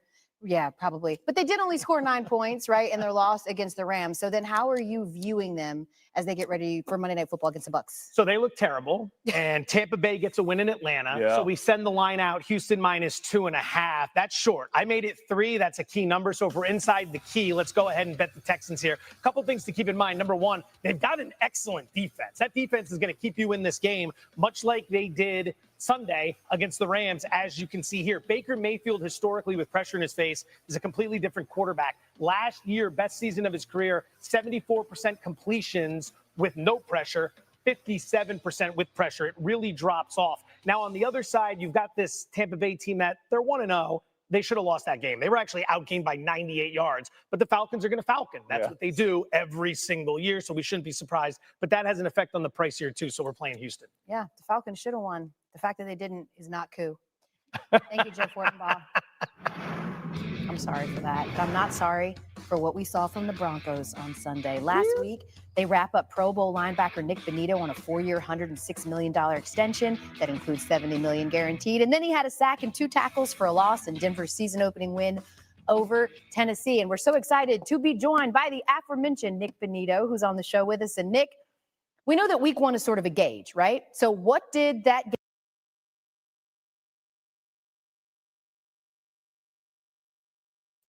tight ends. Okay, so they get into 12 personnel, 1 back and 2 tight ends on the field. Now, you have to pay attention to the action. They're in that pistol formation. They bring that backside tight end in motion. And what it looks like is you're going to pull the guard in that tight end. So this to a defense looks like a run play that we call power, where you pull him, he kicks out, you pull him, kicks out. And then this tight end down blocks. What you're going to get is this leak, okay? And here comes this downhill action by that tailback. And you're going to pull the defense that way horizontally with McConkey, push vertically with Quentin Johnston, and then look how easy of a throw this is, because everybody's lost at this run game to the tight end for Justin Herbert. A simple read, a simple action leads to a huge chunk. Great play at the end by Ladd McConkey. The use of the tight ends in different spots for Greg Roman. A little bit later in the game, I love this. I love it. I love it. Love it. 1, 2, 3, 4, 5, 6 offensive linemen that are big body guys, and then 2 tight ends. I got 8 big people on the field. This screams for the defense run. What are we going to do? We're going to take Quentin Johnson. You're going to lift coverage. And then everybody has to pay attention to this fullback tight end here. You're going to get action if you're the defense. Run looks just at you. And he's going to show like, hey, I'm going to come and lead block on that linebacker. Nope. And then slip to the corner route. Herbert ball fake. Look how easy these throws are for a super talented quarterback with Justin Herbert in the pocket because of it. Last one is going to be this. I love this. So I want everyone to see where Quentin Johnston in the slot is lined up at, okay? He's on the line of scrimmage. Now, when you're on the line of scrimmage, you're often not the guy that comes back behind the offensive line and line of scrimmage. That's exactly what Quentin Johnston does. Ball fake comes here, and you're going to see that he goes from on behind. He gets completely lost to the defense. The defense, because of this action, is here, here, here, and this is going to free open Quentin Johnston from that slide behind. A nice, easy throw for Justin Herbert once again leads to a huge chunk for their offense. I just love the way that Greg Roman used all those different variations of formations and people in tight end in their play action game. I hope that this is the staple of their offense moving forward, because he's always been a run-centric guy.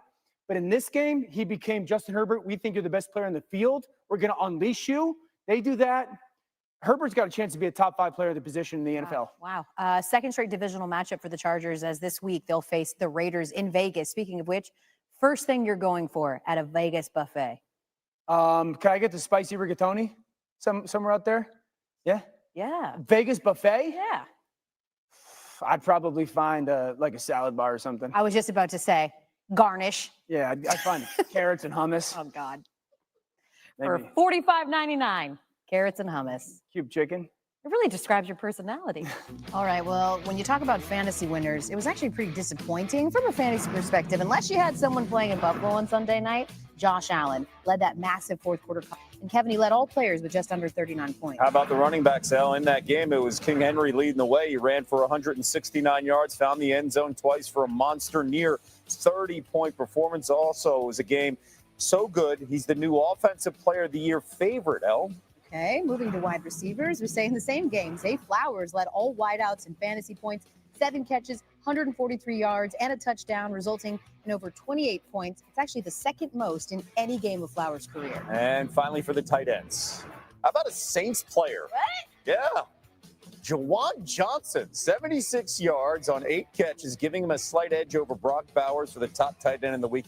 He was started in 0.2% of ESPN leagues. Wow, you look smart if you had him in that line. All right, man. I just wanted to do a little update right there of what's going on in the NFL right now, man, with the injuries and everything going on, man. But, man, we is about to get up out of here, man.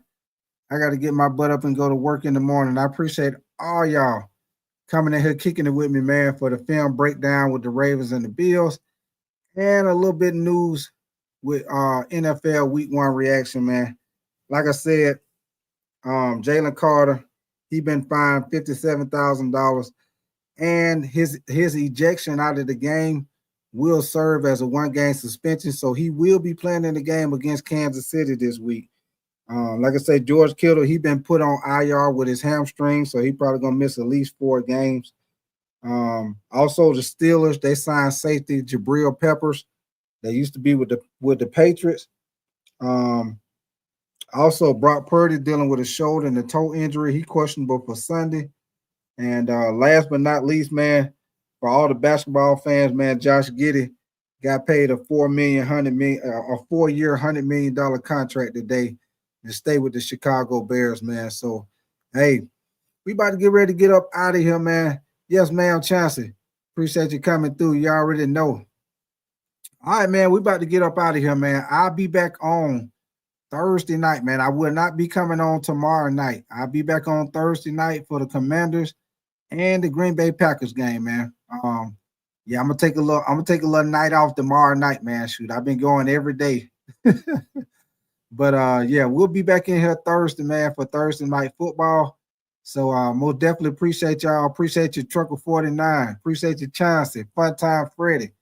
TL say who that? Appreciate you coming through, man. I hope y'all, all my new subscribers, hope y'all subscribe. TL, Terry. Hope y'all subscribe, man. Peter, Walansky.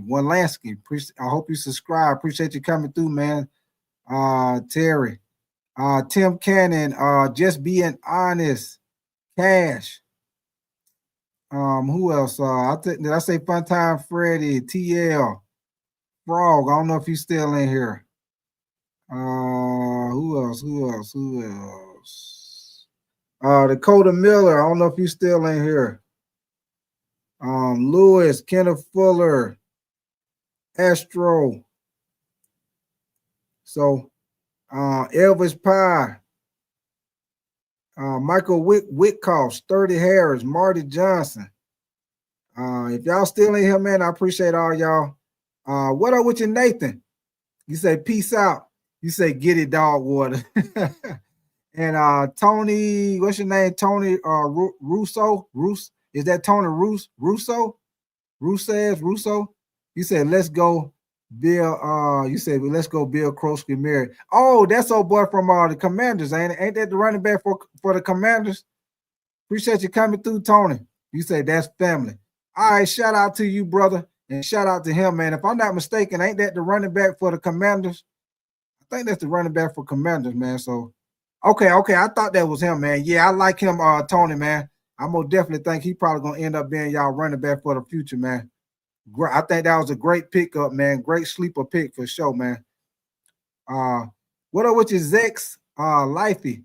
You say without Josh Allen, the Bills are winning 4 games at least. Yeah, he most definitely is Captain America for that team. Zex Liffey. And you say number 22 balled out. Yes, he did. And Evie, you said AOAO. Appreciate you coming through, Evie. And we about to get up out of here, man. Jason, you said the Patriots got to get right. You said after the horrible start Miami had, you said you think that's a safe bet to say the Patriots squished the fish. I think they will, Jason, but I think it's gonna be a close game because after how they played bad. You know, a lot of time when teams play bad like that, the next week they tend to play better. So I think it'll be a closer game, but yeah, I'll probably take the Patriots on that one, Jason. But Evie, you say the Bills. Okay, that's what's up. And Big Chungus, you say Jesus is Lord. All right, most definitely. All right, man. We is about to get ready to get up out of here, man. Like I said, your boy got to go to work, but I appreciate all y'all coming in here, kicking it with me, and y'all keep your notification bell on. And make sure you come back and kick it with me for the live game reaction for the Green Bay Packers and the Commanders team on Thursday night, man. For sure. Appreciate y'all, man. And y'all know what we always say, baby. I am outie. 530, baby. Y'all enjoy y'all night, and I'll see y'all on the next go round, man. I'll holler at you on the next go round, Nathan. For sure.